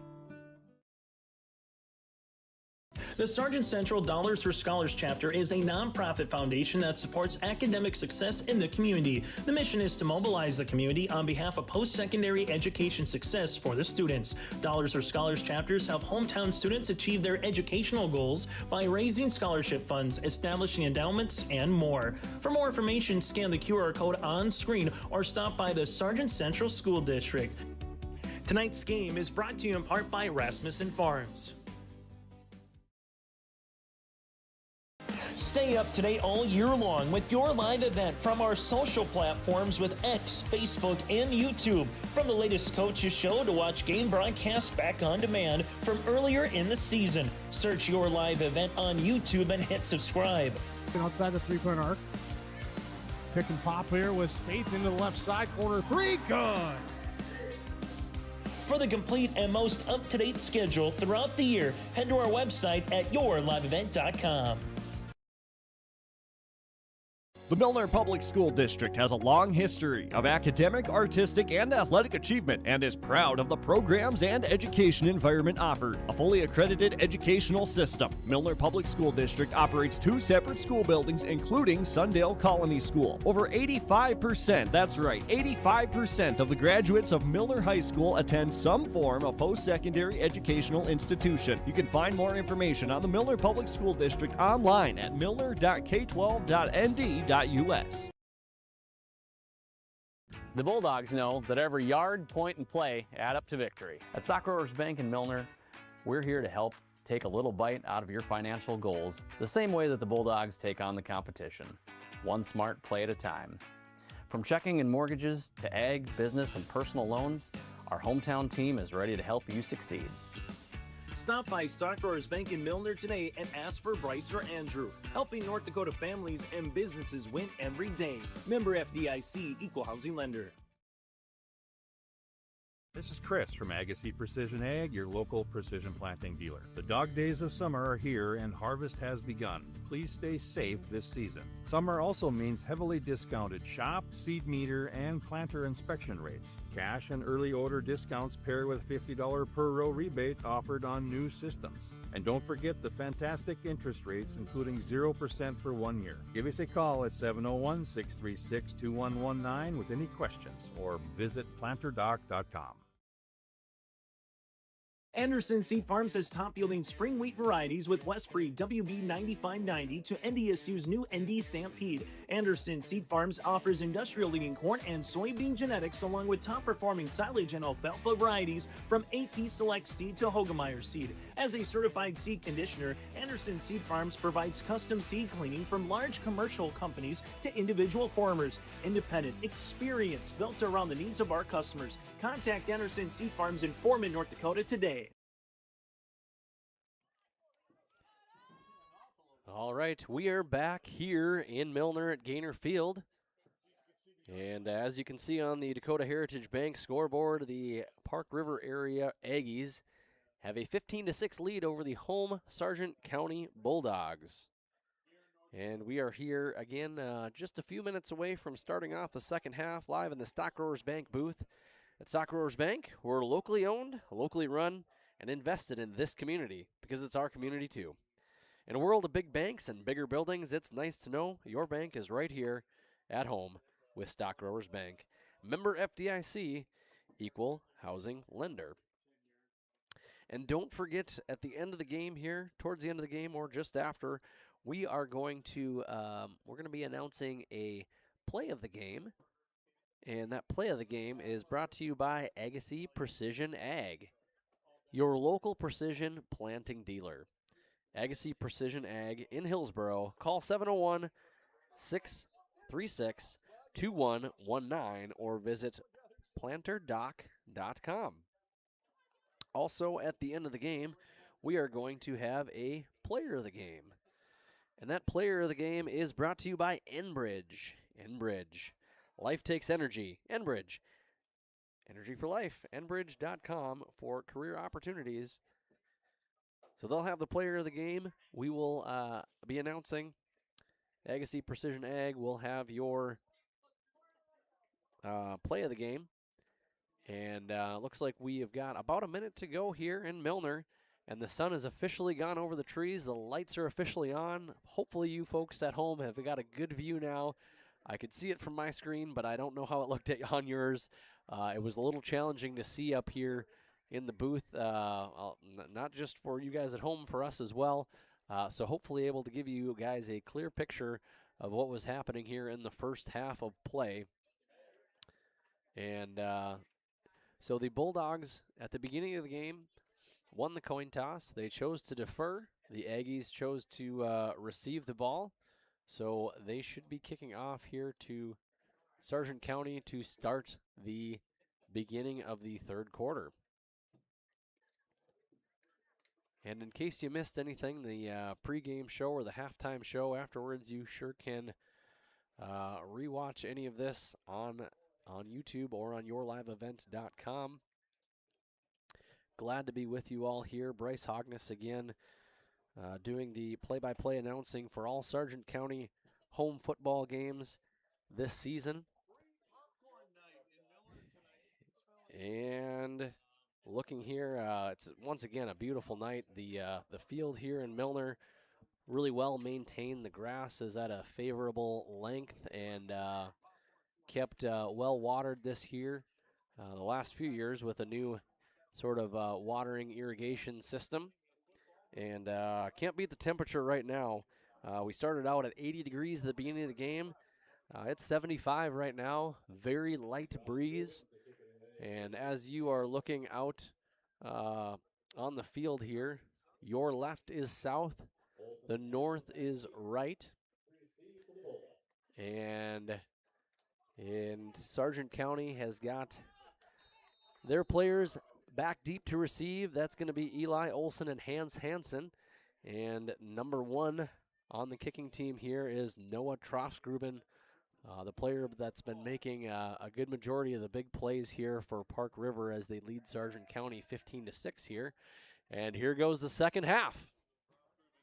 Nice deep kick down the middle to Eli Olson. Eli Olson's going to pick it up around the 10-yard line, and he's going to get across the 30. He's found a hole, goes over a few players across the midfield line, and almost to the 45-yard line before he is taken down, and Sargent County gets great field position to start the third quarter.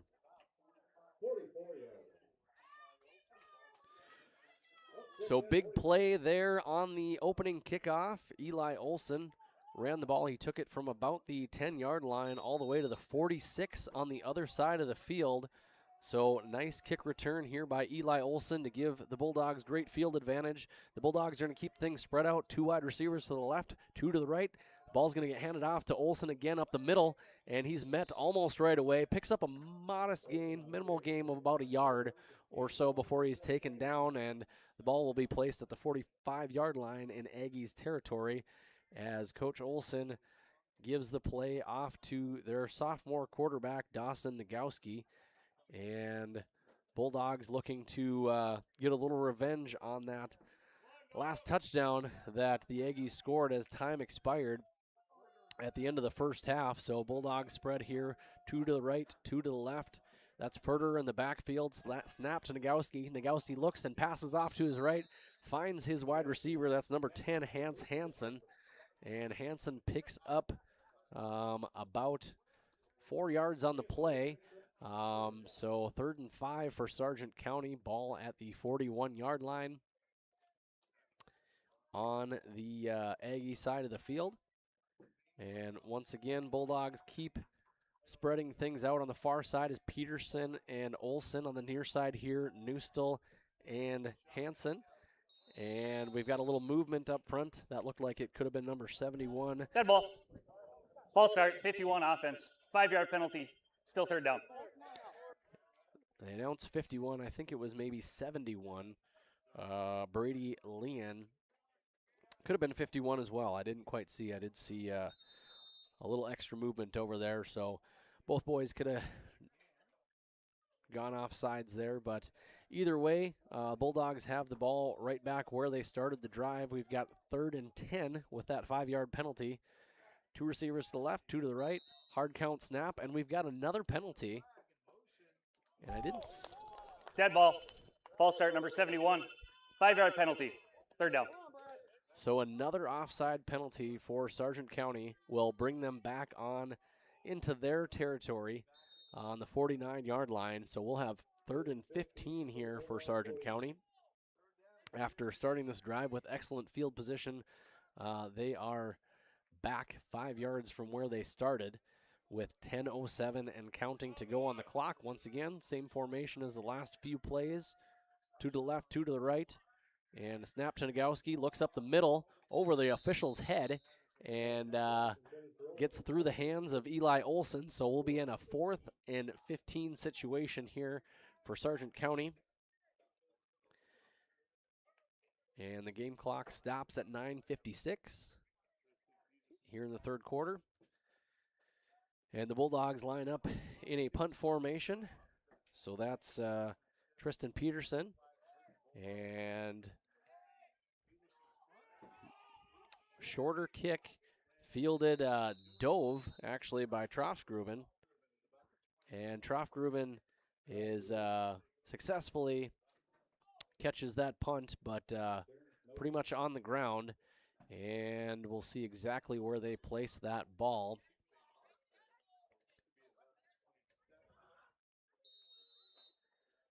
And appears to be at about the 26-yard line, roughly, if I could see it properly. The lines are a little a little faded here in Milner right at the moment. Lots of action in the middle of the field. And so they'll take over at about the 26-yard line.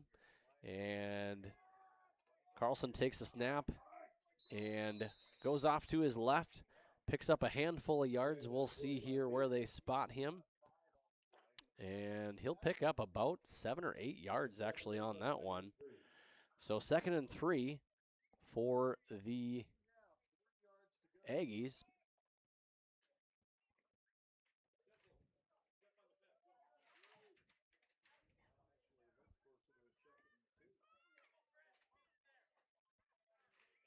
So a long 7 yards picked up here by the quarterback, Carlson. And here we've got 2nd and 2 or 3 yards to go. And they'll send Trofgruben in motion, but they'll hand the ball off to Oberg, and he'll sneak around the left side, and he'll definitely get a first down and more. He's looks to be a little bit hurt, and they'll call an injury timeout here. Hopefully he's okay as he picks up a first down for his team, and they'll place the ball at around the 42-yard line. We'll take a quick break and be back here in just a minute. Bison Booster Club, an organization that is rooted in their support of the activities within the Milner Public School District and the City of Milner. They pride themselves on their community involvement in local donations to area projects and sponsorships to help make their community a pleasant place to reside. If you have any questions or are interested in becoming a Booster Club member, you can check out the Bison Booster Club on Facebook or talk with any of the existing members. The Bison Booster Club, helping make their community a better place to live. All right, it looks like Oberg was able to get off the ground and goes off to the sideline. I didn't see who their replacement for Oberg was going to be here on this play, but the Aggies are going to have everyone sort of tight up against the box here, and they'll send a man in motion. That's Stabo, and met right away. Groveland is going to lose a handful of yards on that play. Let's see where they'll, loss of maybe 1 actually on that play. Called forward progress as the Bulldogs pushed him back deep. So 2nd and 11 for the Aggies, 8:17 to go and counting in this third quarter. Trying to get another drive here put together, make it a 2-score lead. 3-score lead. So they line up again close in the box. And a pitch off to the right. Oberg made his way back onto the field. And minimal gain here for Oberg. Got nearly back to the, just on the other side of the original line of scrimmage. So picked up about a yard. So 3rd and 10, we'll call it, here for Sargent County. Or sorry, for Park River. So ball at about the 42. 7:30 to go in the third. And the Dakota Heritage Bank scoreboard shows Park River up 15-6 at the moment. Same score as what it was at the end of the second quarter. and they'll send a man in motion.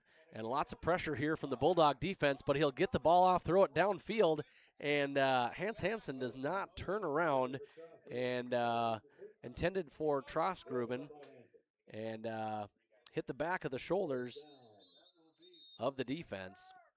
And it looks like we've got another man down here on the field.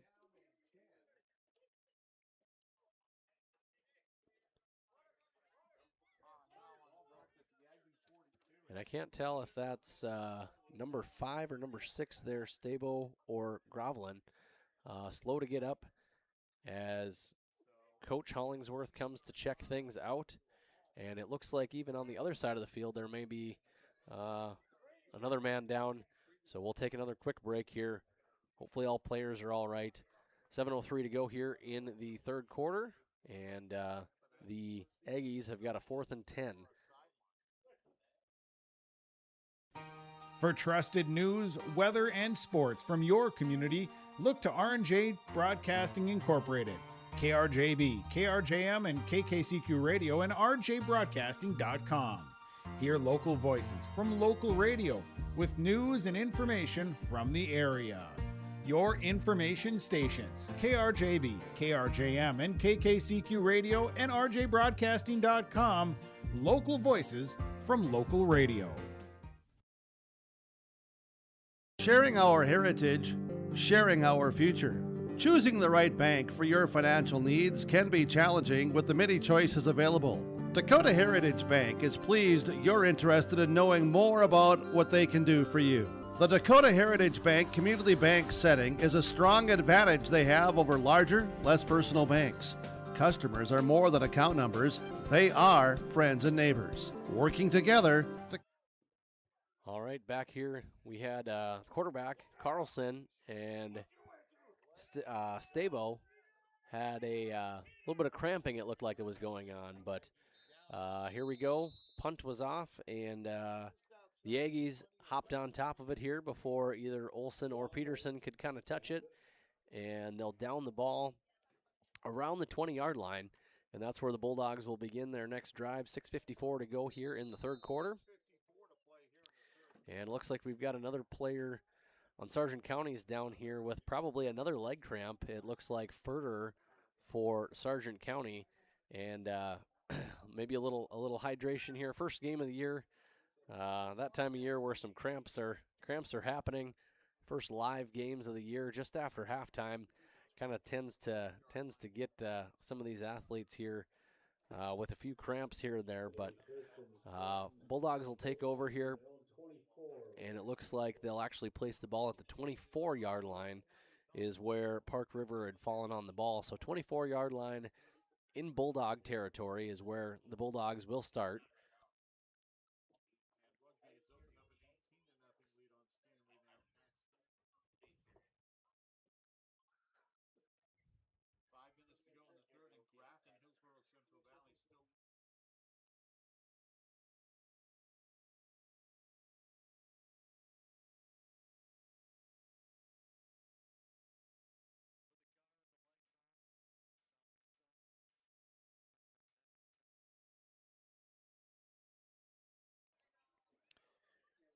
And it looks like Furter hobbling off the field here from likely some sort of cramp. And Sargent County will take the ball over here once again at about the 23, 24-yard line. Somewhere in there is where they've placed the ball. And looks like they're alerting one of the fans who has their headlights on that they need to shut those off in order to get there. They got the headlights off, but I think maybe some fog lights are still on. So awaiting the vehicle to shut the lights off. If you happen to be listening to your live event from the vehicle and that vehicle is you, that looks like they're taking off here. Okay, good. So a momentary break from some headlights.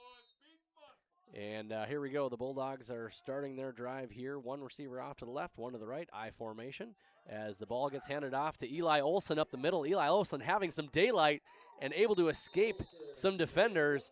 easily getting a first down here for Sargent County. So going from the 23-yard line, and it looks like he was stopped at about the 41-yard line. So a nice pickup here for Sargent County. And keeping this drive well alive. That was just on a first down play. So second play of this drive about to happen here. And the Bulldogs have got one receiver off to the far side. That's Tristan Peterson. Hans Hansen to the near side. And it looks like Newstall and Olsen are in the backfield. And they're going to do a little razzle-dazzle return here. And it's Peterson.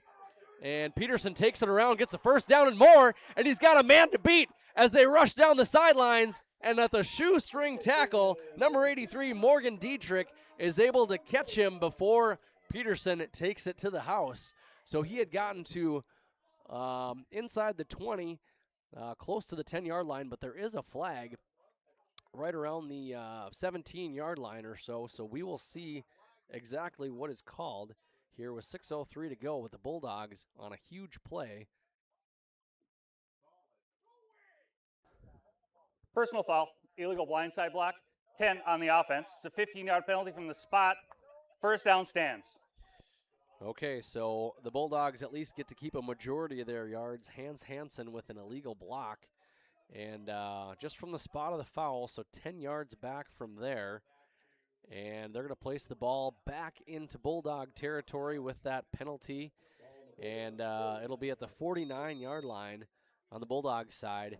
And still a first down for Sargent County, but a lot of yards taken away there with that penalty.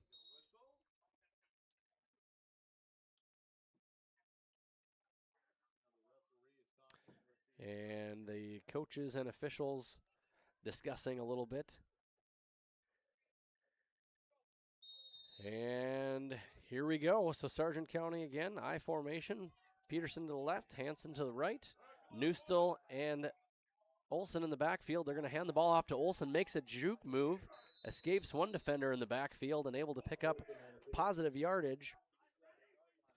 And gets the ball over to the 48-yard line into Aggie territory. So a pickup of 3 yards for Eli Olsen on that carry. 5:24 to go here in the third quarter as Olsen checks the play into Nagowski. And the Bulldogs will break the huddle and line up in the same formation again. Peterson off to the left, Hansen to the right, Newstall and Olsen in the backfield. And there's a fumble, and Newstall's able to pick up the ball. And they'll lose about a yard or two on that one, but couldn't quite hold on to the ball there off of the snap. And so they lost about 2 yards there. So there'll be a 3rd and 9 right from the midfield line. And the clock continues to run.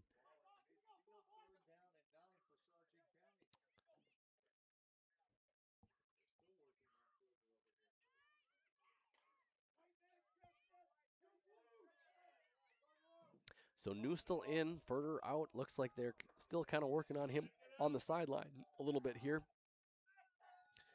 And fakes the handoff as Nagowski drops back, throws the ball deep downfield and over the head of Hans Hansen. Incomplete. That'll make a 4th and 9 right from the 50-yard line here for Sargent County.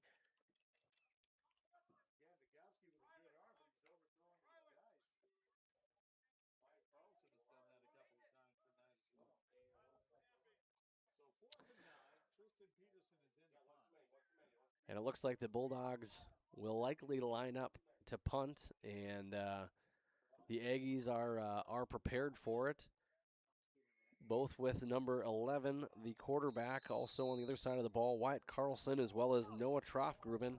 Timeout, Sargent County. And First Sargent timeout of the County will call their first timeout of the half. We'll take a quick break as well, and we'll be back here in just a few minutes. FDIC, Equal Housing Lender. The Milner Public School District has a long history of academic, artistic, and athletic achievement and is proud of the programs and education environment offered. A fully accredited educational system, Milner Public School District operates 2 separate school buildings, including Sundale Colony School. Over 85%, that's right, 85% of the graduates of Milner High School attend some form of post-secondary educational institution. You can find more information on the Milner Public School District online at milner.k12.nd.us. At Enbridge, we're focused on relationships. 23 Canadian First Nation and Métis communities now own an equity stake in Enbridge Athabasca Pipelines. In Minnesota, Enbridge has spent $450 million and counting with Native-owned companies and in wages to tribal members working on Line 3 every day. Okay, back here at Gaynor Field, 4th and 9. Tristan Peterson punts the ball deep, and it lands in the hands of Trofgruben, and he's able to cut around to the near side before he's taken out by number 10, Hans Hansen. And quite the block going on down there.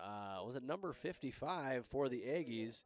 Maddox Jorgensen used that body to hold down a Bulldog, and wasn't able to get up to make a tackle. So he comes out of the game. Looks like he's coming back out. That was 82, Rylan Sarbaum.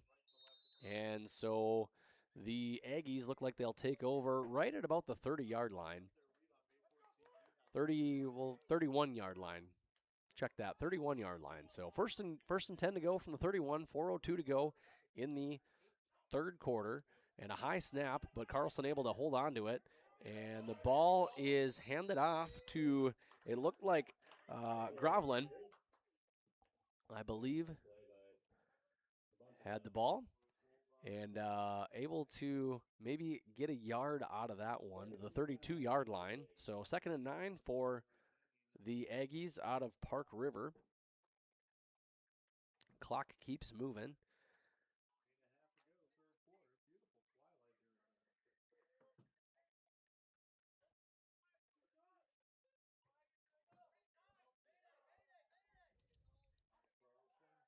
And the Aggies line up.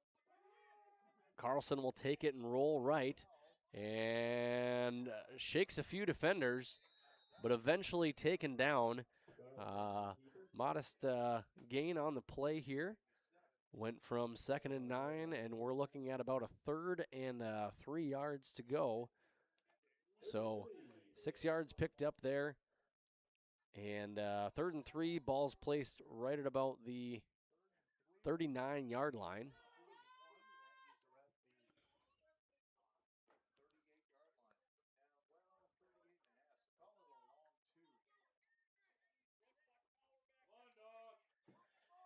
As the Aggies break the huddle, they're going to maybe spread things out a little bit this time. They've got hurrying up to the line, 2 seconds to get the ball off, and the officials are right there. Didn't quite get that ball off, and either an illegal motion or Dead ball. With offsides on 15 offense, it's a 5-yard penalty, still 3rd down.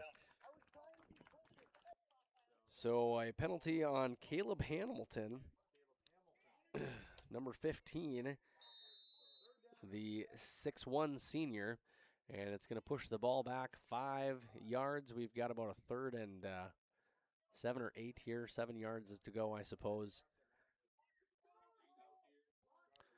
And similar formation for the Aggies. 2 off to the left, 2 to the right. Shotgun snap to Carlson, and the ball sails over the head of Oberg and incomplete.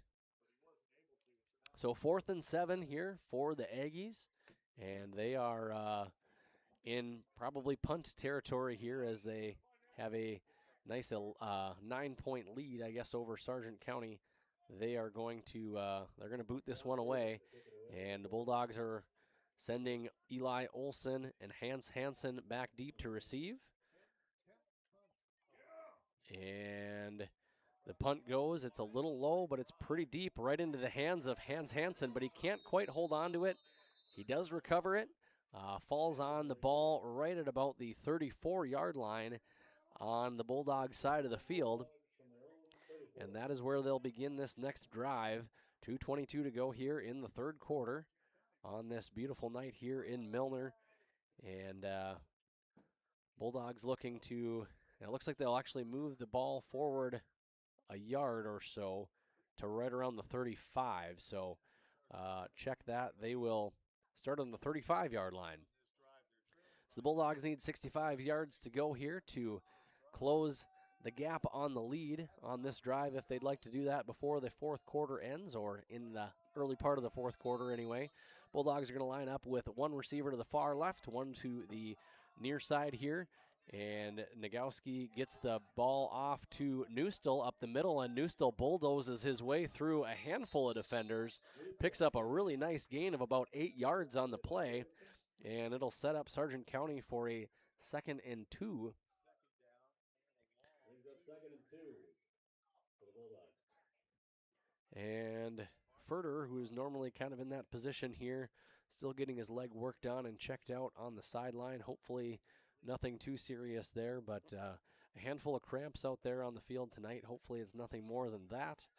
But Newstill filling in that spot there. Hansen to the near side here. Far side is Peterson. Newstill at the fullback position and Eli Olson in the backfield.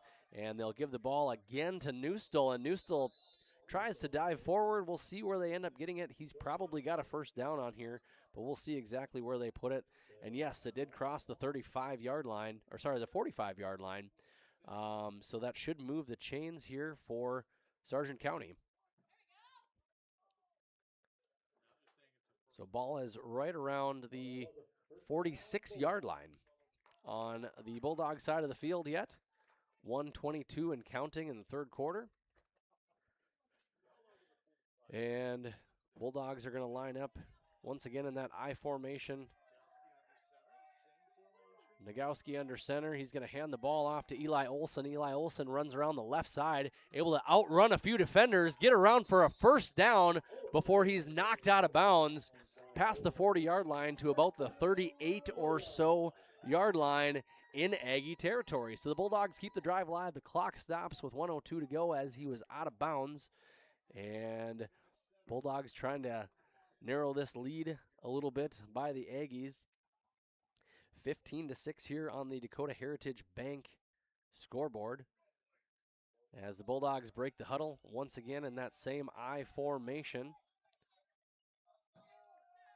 Hansen to the near side, Peterson to the far side. Newstill in the backfield as Nagowski hands the ball off to the tailback, Eli Olson. And Eli Olson able to get a handful of yards on that play. And we'll give him about 5 yards there. So 2nd and 5. 44 seconds to go. Whistle's blown. And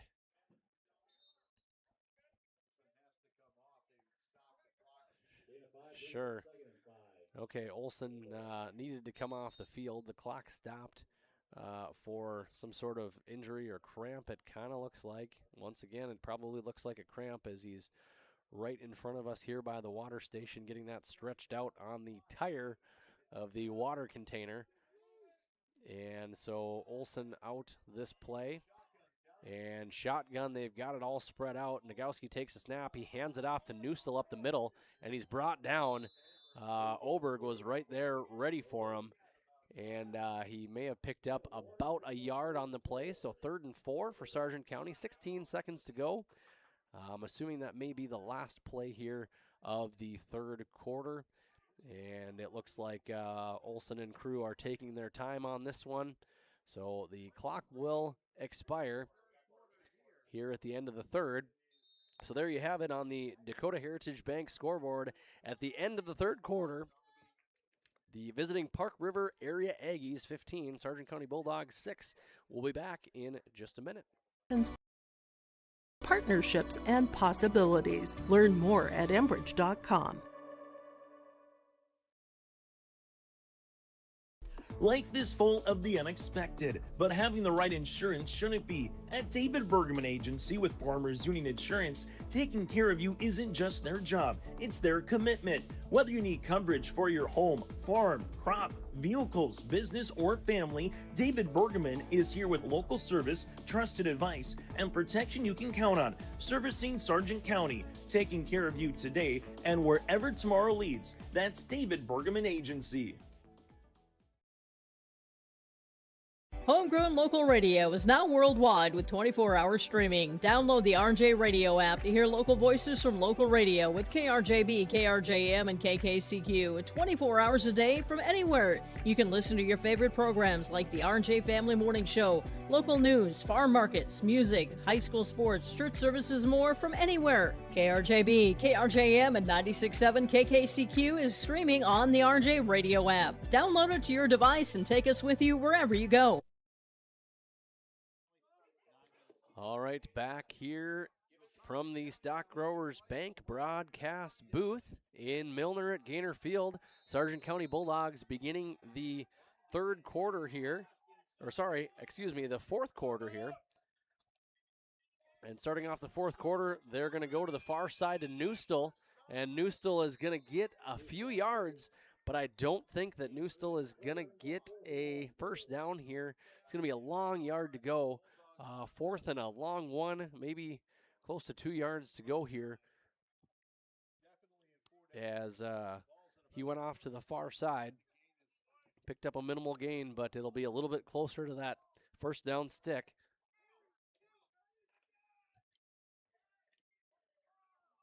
As the Bulldogs break the huddle, and they're going to spread things out a little bit here. 2 wide receivers to the near side, 2 to the far side, 1 in the backfield, and it's actually Newstall.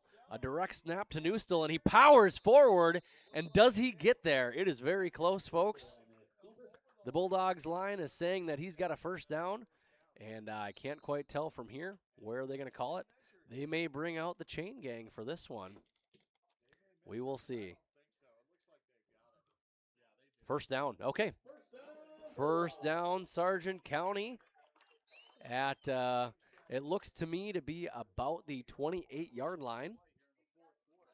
So that direct snap went to Nagowski, and he got not Nagowski, to Newstall. And he got just what he needed for the first down. So Sargent County will keep this drive alive here early in the fourth quarter.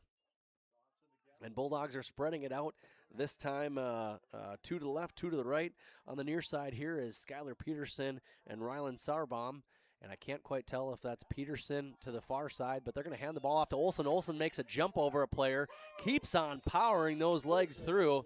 And Eli Olsen, the sophomore, just kept plugging away, picked up a good chunk of 5 yards there as the 9 o'clock whistle here blows here in Milner with 10:16 to go. Nice 5-yard gain, 2nd and 5 here for Sargent County as they break into inside the 25-yard line. And same formation, 2 off to the left, 2 to the right. Olsen in the backfield, shotgun, snap, goes to Olsen. Olsen goes to the right, cuts to the left, and let's see if he made it past the line of scrimmage there. And no gain on the play. A whistle on the field.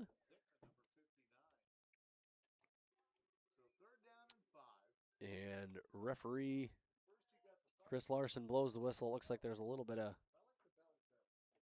conversation going here as they've stopped the game and play clock. And it looks like they're waiting for, I see it now, a player from Park River walking his way off the field. That's Simon Zickman. And 1 to the left, 1 to the right, I formation, hands the ball off to Olsen to the left side. Olsen finds a little break, jumps through, and is able to get a first down again for Sargent County, getting him close to the 10-yard line. And Eli Olsen just is being a little elusive to the defense here, able to make a few people miss, and some of these jersey tackles being attempted here on the other side are not quite working for the sophomore running back to bring him down. And the Bulldogs, once again, in an I formation on the near side here. If you can't see, Skylar Peterson, the sophomore, on the far side. Tristan Peterson, fumbled snap by Nagowski on the run, but Olson gets it, cuts around the outside, and is pushed out of bounds. And Olson gets inside the 10-yard line. Folks, I'm going to take a stab that he's probably around the 6-yard line or so. Got a few yards to go. I'm going to say it's a 2nd and 7. And it looks like we may have a timeout here with 9:04 to go on the Dakota Heritage Bank scoreboard. Park River area is leading Sargent County 15-6. And it'll be a quick timeout here. Our timeouts, once again, are brought to you by Bank North. So at Bank North, they have been a trusted financial partner for generations, helping customers and communities build, grow, and prosper. To see what values-based banking can do for you, visit banknorth.bank.com today. Sorry, I messed that one up. For their website, it's banknorth.bank. Bank North is a member FDIC and equal housing lender. So once again, folks, you're going to want to stick around here after this 9 minutes and 4 seconds expires. We're going to have a play of the game brought to you by Agassiz Precision Ag. We're going to have a player of the game brought to you by Enbridge. And we're going to go over all of the unofficial stats here recorded tonight, as well as give you a little sneak peek of what all went on here in 9-man football and 11A football around the state of North Dakota.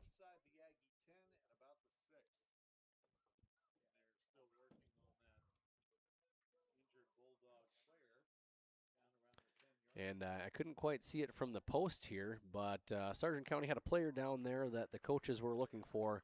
Was maybe not an official timeout there. It was likely a injury timeout. That was the sophomore Brooks Hogness down on the ground. It looks like he made his way off the field, and the Bulldogs will begin again here. Ball is inside the 10-yard line. I'm guessing around the 6. 9:04 to go, and the Bulldogs are lined up in an I formation. On the near side here is Skylar Peterson. Far side is Tristan Peterson. And Nagowski's going to hand the ball off to Eli to the left. Eli's going to dance around and get into the end zone for a Bulldog touchdown, putting 6 more on the board with 8:57 to go. Eli Olson with the 6-yard scamper into the end zone on the near side here, as he, once again, as I was saying, a little bit elusive to that defense here today, at least in the second half, as the Bulldogs finally getting their running game going. Was having a little hard time getting the run game going in the first half, but Olson here is proving that he is the player for that position here for the Bulldogs. So Nagowski under center. They're going to go for 2, and they're going to hand the ball off to Olson again up the middle to the left, and Olson's going to get in for 2, and that's going to close the gap 14-15 here at Gaynor Field, and Sargent County meaning a little business here halfway through, not quite halfway through the fourth quarter. And we'll take a quick break here and be back in just a minute. On your Dakota Heritage Bank scoreboard, Park River area 15, Sargent County 14. Of life here in the Northland, it's about pitching in to help our neighbors, making lending decisions locally, honoring long-term commitments to farmers, Main Street businesses, teams, schools, and rural communities. We're more than just a bank. We're a community partner, working constantly and diligently to enrich the lives of everyone we serve. Bank North, always true. In Hope, North Dakota, we aren't just a town, we're a community, one that you can be proud of, where you and your family can grow. With available jobs, affordable housing, a golf course and pool, the Sportsman Club, and great educational opportunities. There hasn't been a better time to join the Hope community, ideally located between Fargo, Grand Forks, and Jamestown. For more information, go to www.hopend.com. Live, work, and play in Hope, North Dakota. And back here at Gaynor Field, up from the Stock Growers Bank broadcast booth, 8:57 to go here in the final quarter as Tristan Peterson has a short kick and a little onside kick action, I believe, recovered right away by number 55 for the Aggies, Maddox Jorgensen. That ball gets to 44-yard line in the Aggies side of the field, so that is where they'll begin. They'll need 56 yards to go here to try to put a nail in this one. If they can score a touchdown and get a 2-point conversion, they can make this lead a little bit more difficult for Sargent County to come back from. But we're starting out here. They've got most everybody kind of inside the box here, lined up tight, and the ball is snapped and handed off right away to Oberg. Oberg dances around and is moving the pile, and there's about 20 jerseys all around, and picks up a good gain here. It looks like they'll mark him at about the 49-yard line, still in Aggies territory, so a pickup of about 5 yards. 2nd and 5 to go here for the Aggies. And 8:30 and counting to go here in the fourth. Pretty exciting game here in Milner. A couple scores back and forth right away, and then the Aggies able to get a decent lead, 15-6, just before the half. But Sargent County, nice drive, able to capitalize on that, make it a one-point game. So similar formation as the last time, and the ball is kept by the quarterback, and he's going to pick up a first down, keep this thing rolling. Once again, that is Wyatt Carlson with the quarterback keeper, and he brought the ball into Bulldog territory, and they're going to mark that at about the 42-yard line. So what a 9-yard gain there for the quarterback Carlson. 7:50 to go, and once again in a tight formation. Shotgun Carlson, snap, almost bobbled it a little bit. Goes off to the left side and once again picks up a really nice gain. It's not going to be enough for a first down, but it'll make it a 2nd and short. We'll see exactly where they spot the ball. And he picked up about 8 yards there, 2nd and 2. And the clock continues to wind, so this is the Aggies are last few plays here, not spreading things out, keeping things kind of tight, trying to grind that clock down, and hopefully put a few points on the board here to make this a little harder for Sargent County and keep that clock going so they don't have much time with the ball back. And quarterback keeper up the middle again is Carlson. And he looks like he's probably short yet of the first down yard. He maybe picked up maybe a yard there. It's going to be 3rd and a long yard, maybe 1 or 2 yards here, probably closer to 2. So once again, grinding that clock down. Bulldogs sideline starting to make a little bit of noise. If they can hold them off and get the ball back here with decent time to drive down the field, but they're going to hurry up to the line, and it's going to be a keeper up the middle, and it looks like he's probably got enough for a first down. Yes, he does. They'll move the chains. Picked up about 2 yards on that play. Picked up maybe 2-3 yards or so on that play. Enough for a first down anyway, and they'll keep that clock rolling here as soon as they get the ball set.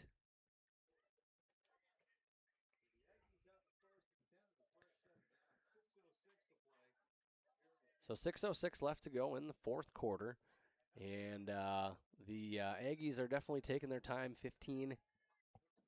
12 seconds left here on the play clock, and they're going to use all of the time they can, but they're trying to get set. 2 seconds to go. And they do get the snap off. Carlson steps back. A little bit of pressure is going to roll off to the right, and he's met by a few Bulldogs. First one there is probably number 50, Connor Olson.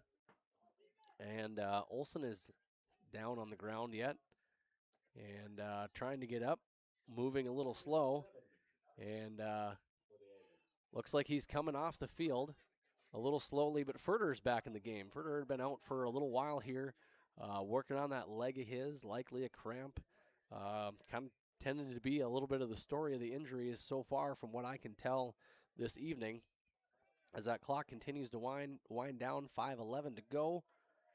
And they're not going to have enough time to get a playoff. And the Aggies are going to call a timeout. So we'll take a quick break here. 5:04 to go on the Dakota Heritage Bank scoreboard. It is Park River Area 15, Sargent County 14. The Bison Booster Club, an organization that is rooted in their support of the activities within the Milner Public School District and the City of Milner. They pride themselves on their community involvement in local donations to area projects and sponsorships to help make their community a pleasant place to reside. If you have any questions or are interested in becoming a Booster Club member, you can check out the Bison Booster Club on Facebook or talk with any of the existing members. The Bison Booster Club, helping make their community a better place to live. Milner Grain understands that agriculture is your livelihood, and we're committed to providing you with the highest quality of services to meet your farming needs. Milner Grain has a passion for our community and the farmers we serve. Milner Grain is locally owned and operated. When you're looking for a partner in the field, look to Milner Grain. Call 701-427-5284 or check out Milner Grain's app with current up-to-date prices. Milner Grain is here to help you and your farm grow. All right, 5:04 to go here in the fourth quarter as the Aggies trying to keep their drive alive. Second down and about 7 or 8 to go. They're going to send a man in motion, snap, and a handoff right away. And it looks like that likely went to Oberg. I didn't quite see with the motion there who that had gone to behind the pillar here. And it was Oberg. Oberg picks up a little bit of gain here. 3rd and 3 for Park River. Clock keeps winding. They're doing exactly what they want to do, grind that clock down. And they've got good field position to be where they're at with the time of the game it is, if they can just hold on to it or punch it in. And once again, lined up all tight in the box. Snap, direct snap to the quarterback. And Carlson is taken down, but not after gaining a first down here. He'll get the ball inside the 20 to about the 18-yard line, and they'll have a fresh set of down, 18, maybe 19-yard line. They'll have a fresh set of downs here as the clock continues to roll. And a substitution comes in as Grovlin goes out.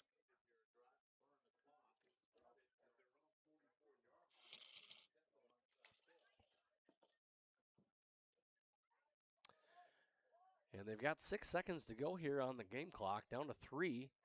And I don't think they see they're going to take the penalty. And I don't know if that was intentional or not. But they'll have a delay a game on the offense. 5-yard penalty.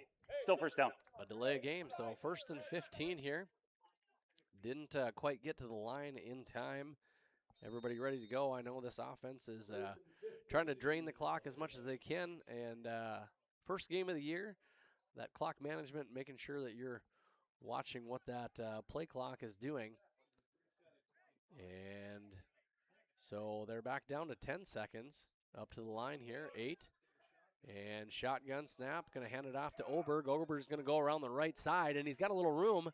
And I don't know if he was knocked out of bounds or not, but he picked up a sizable gain, almost a first down off to the right side there.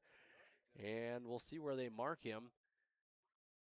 So they're going to get to right at the 10-yard line. So we've got a 2nd and 1 situation. A nice, they'll set him back a few more yards, I guess. It'll be about 3 to go. So he'll be at about the 12-yard line or so is where they actually marked him at. And Once again, lined up pretty tight. Send a man in motion to the left. Direct snap to the quarterback. Carlson's going to keep it, and I believe that's going to be enough for a first down. It looks pretty close. A little short, actually, from here. So it's going to be third and less than a yard to go. So the ball is just inside the 10-yard line, and that clock keeps rolling at 2:50.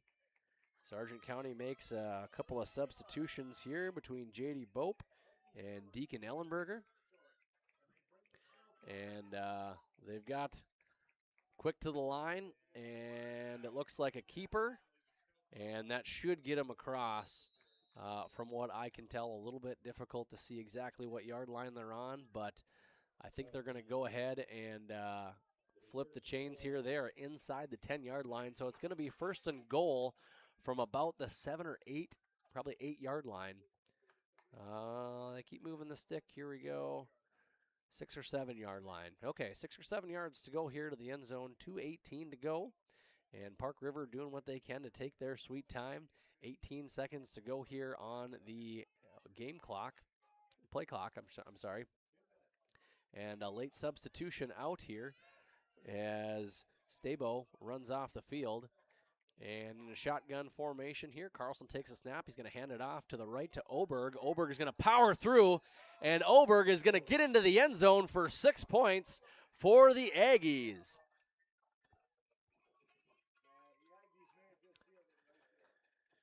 So that will bring it from a 1-point game to a 7-point game, and what happens here is going to be crucial for the fate of both teams. A successful 2-point conversion will make it a little out of reach without a quick touchdown and an onside kick for Sargent County.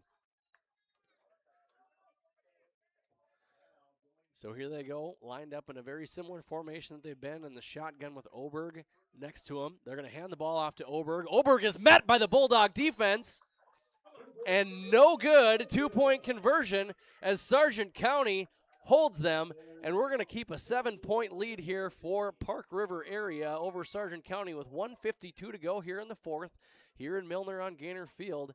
And we'll be back for the kickoff here in the last final 2 minutes of play in just a minute. At Bank Forward, we understand ag. Many of our employees have deep agricultural roots and understand firsthand the ups and downs of farming and ranching. When you talk to us about your ag operation, you can trust we understand your language and the current state of agriculture. Stop in today and let's discuss your ag operations needs. Standing with ag producers. Since 1927, it's simply the Forward way. The Sargent Central Dollars for Scholars chapter is a nonprofit foundation that supports academic success in the community. The mission is to mobilize the community on behalf of post-secondary education success for the students. Dollars for Scholars chapters help hometown students achieve their educational goals by raising scholarship funds, establishing endowments, and more. For more information, scan the QR code on screen or stop by the Sargent Central School District. Tonight's game is brought to you in part by Rasmussen Farms.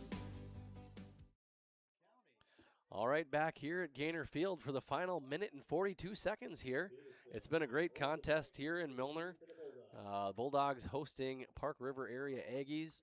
And the number 1, Noah Troff-Gruben, set to kick it off. And back deep is Peterson and Olson. Peterson on the near side, Olson on the far side. And we'll see where this kick ends up here. 7-point game. And it's off. It's a mid-size kick, falls short of Peterson. Peterson picks it up with one hand inside the 20-yard line, escapes a defender or two, and runs into a crowd of both Bulldogs and Aggies. And he'll be stopped inside the 30-yard line for sure. Probably close to the 25. We'll see where they mark it. We'll call it the 24-yard line on the Bulldogs side of the field with 1:43 to go here in the fourth quarter. As Nagowski takes the play call in from Olson. We'll see what Olson and the Bulldog crew have up their sleeve in this 2-minute drill with just over 75 yards to go. And the Bulldogs are set up in an I formation. And one to the left, one to the right, and two in the backfield as Nagowski drops back and the ball sails over. Maybe a little route miscommunication there. Both Newstall as well as Skylar Peterson were kind of in the territory, but it was right in between kind of both of them there. And 1:38 to go, 2nd and 10 from the 24-yard line.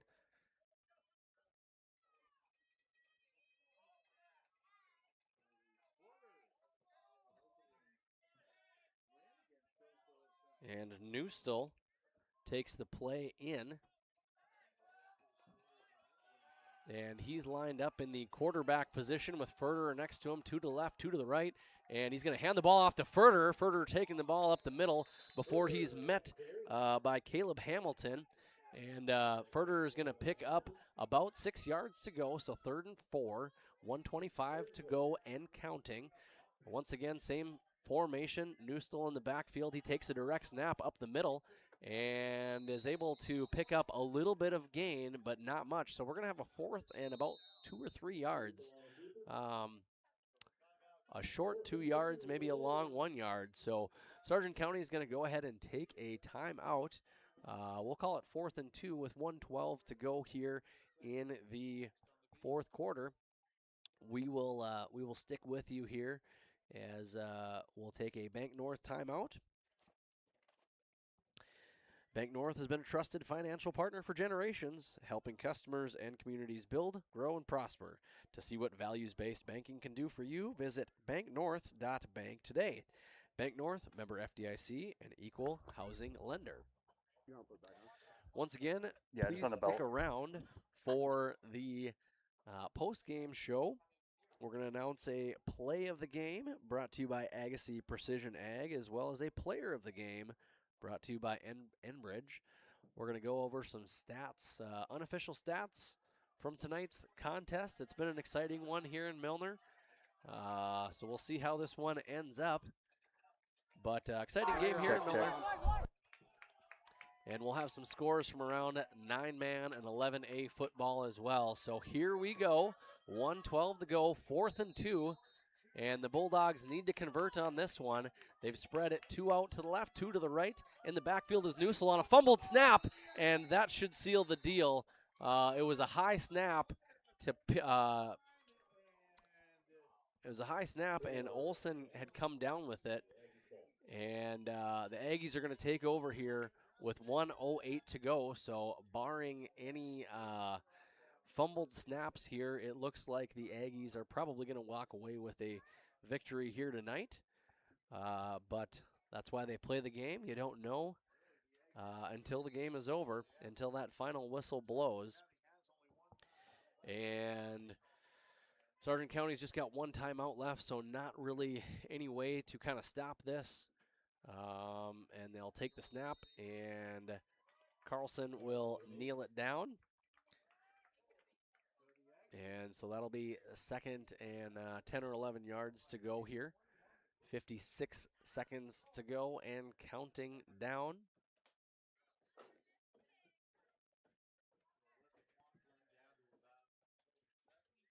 And the game clock and play clock, there's about a 23-second difference here. And so letting that wind down as far as they can. And another kneel down here with 30 seconds to go. And shout out here to my camera assistant, Reese Hogness, for helping me out here tonight. And that should do it here from Milner, as the Bulldogs will drop to 0-1, and the Park River area Aggies are going to move on and start their season out 1-0. Thank you all for sticking with us here tonight on your live event. End of the game score here on the Dakota Heritage Bank scoreboard. Park River area 21, Sargent County 14. We'll come back here in just a couple of minutes. Once again, we're going to have a play of the game brought to you by Agassiz Precision Ag, as well as a player of the game brought to you by Enbridge. We're going to go over the stats from tonight as well as the scores from around the state of North Dakota. We'll be back in a minute. Stay up to date all year long with your live event from our social platforms with X, Facebook, and YouTube. From the latest coaches show to watch game broadcasts back on demand from earlier in the season. Search your live event on YouTube and hit subscribe. Outside the three-point arc. Pick and pop here with Spaeth into the left side corner. Three, good. For the complete and most up-to-date schedule throughout the year, head to our website at yourliveevent.com. The Milner Public School District has a long history of academic, artistic, and athletic achievement and is proud of the programs and education environment offered. A fully accredited educational system, Milner Public School District operates 2 separate school buildings, including Sundale Colony School. Over 85%, that's right, 85% of the graduates of Milner High School attend some form of post-secondary educational institution. You can find more information on the Milner Public School District online at milner.k12.nd.us. The Bulldogs know that every yard, point, and play add up to victory. At Stock Growers Bank in Milner, we're here to help take a little bite out of your financial goals the same way that the Bulldogs take on the competition, one smart play at a time. From checking and mortgages to ag, business, and personal loans, our hometown team is ready to help you succeed. Stop by Stock Growers Bank in Milner today and ask for Bryce or Andrew, helping North Dakota families and businesses win every day. Member FDIC, Equal Housing Lender. This is Chris from Agassiz Precision Ag, your local precision planting dealer. The dog days of summer are here and harvest has begun. Please stay safe this season. Summer also means heavily discounted shop, seed meter, and planter inspection rates. Cash and early order discounts pair with $50 per row rebate offered on new systems. And don't forget the fantastic interest rates, including 0% for 1 year. Give us a call at 701-636-2119 with any questions or visit planterdoc.com. All right, back here at the post-game show, and a few stats here from the evening. Once again, these are unofficial stats. On the Sargent County side, quarterback Dawson Nagowski, 5 of 19 for about 100 yards, no touchdowns, and 1 interception. On the receiving end of things for Sargent County, Tristan Peterson, number 2, he had 3 catches for 66 yards. Eli Olson, 1 catch for about 30 yards. Hans Hansen had 1 catch as well for about 4 yards. On the rushing side, once again, these are approximate here. Eli Olson, what I've got down is 15 carries for about 70 yards and a touchdown, and almost all that production came in the second half. He also scored a 2-point conversion, plus about a 44-yard kickoff return to start the third quarter. Also on the rushing side, Anthony Furter, 5 carries for 29 yards and a touchdown. That touchdown came in the first quarter. Missed a stretch in the second half here with what appeared to be a little bit of cramping. Otherwise, the other back was Harrison Newstall. He had 8 or 9 carries. I think it was 9 for about 30 yards there. Became much more involved there when Furter was out, and also was a part of kind of converting that important 4th and short direct snap there early in the fourth quarter. Tristan Peterson also had kind of a long reverse there in quarter 3. Wasn't I don't have an unofficial counted yard for that, but worth mentioning as well.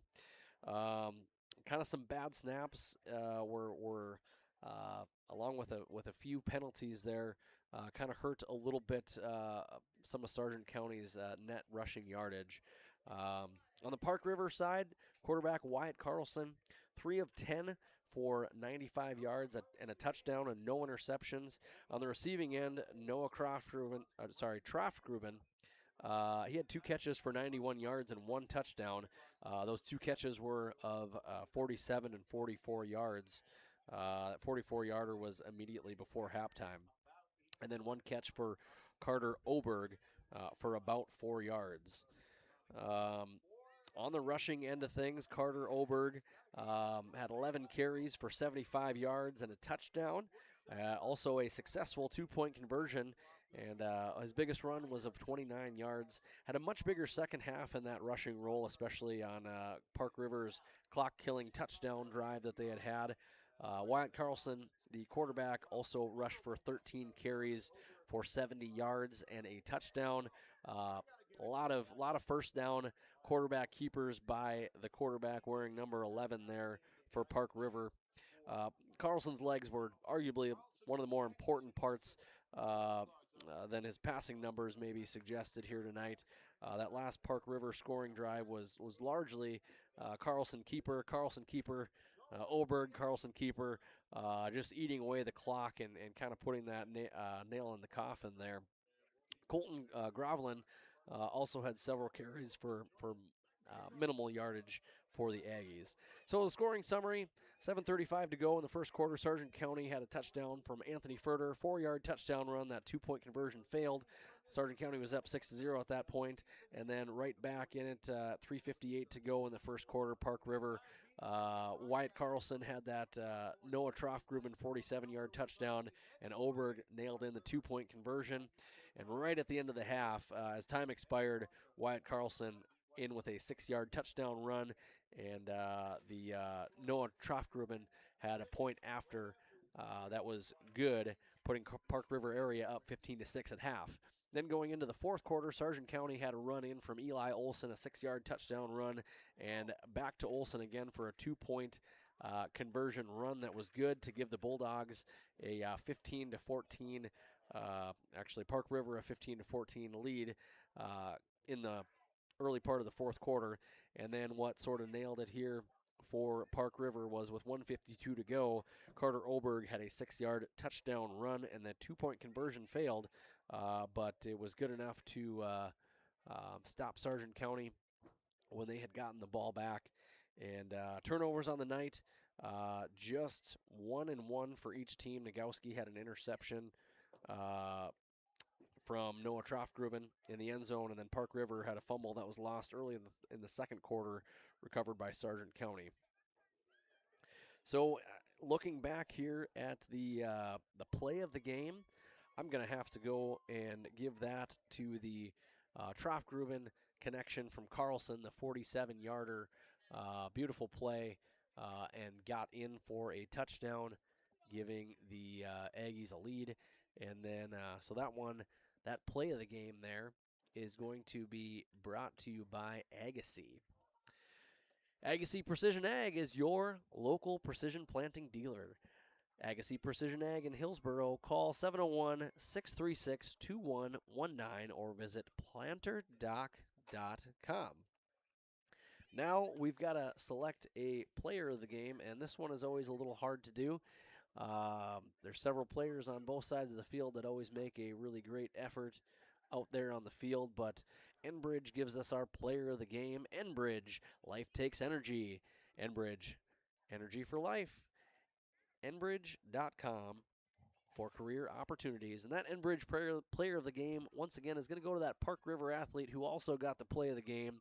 We've got to give that one definitely, I think, he deserves, he was all over the field, both offensively and defensively, with an interception, touchdown, a lot of receiving yards, was there on defense, in on a lot of plays. We're giving it to the senior, once again, number 1, Noah Troftgruben. Noah, congratulations on getting the Enbridge player of the game. So once again, final score here at Milner Gaynor Field is 21 Park River area, 14 Sargent County.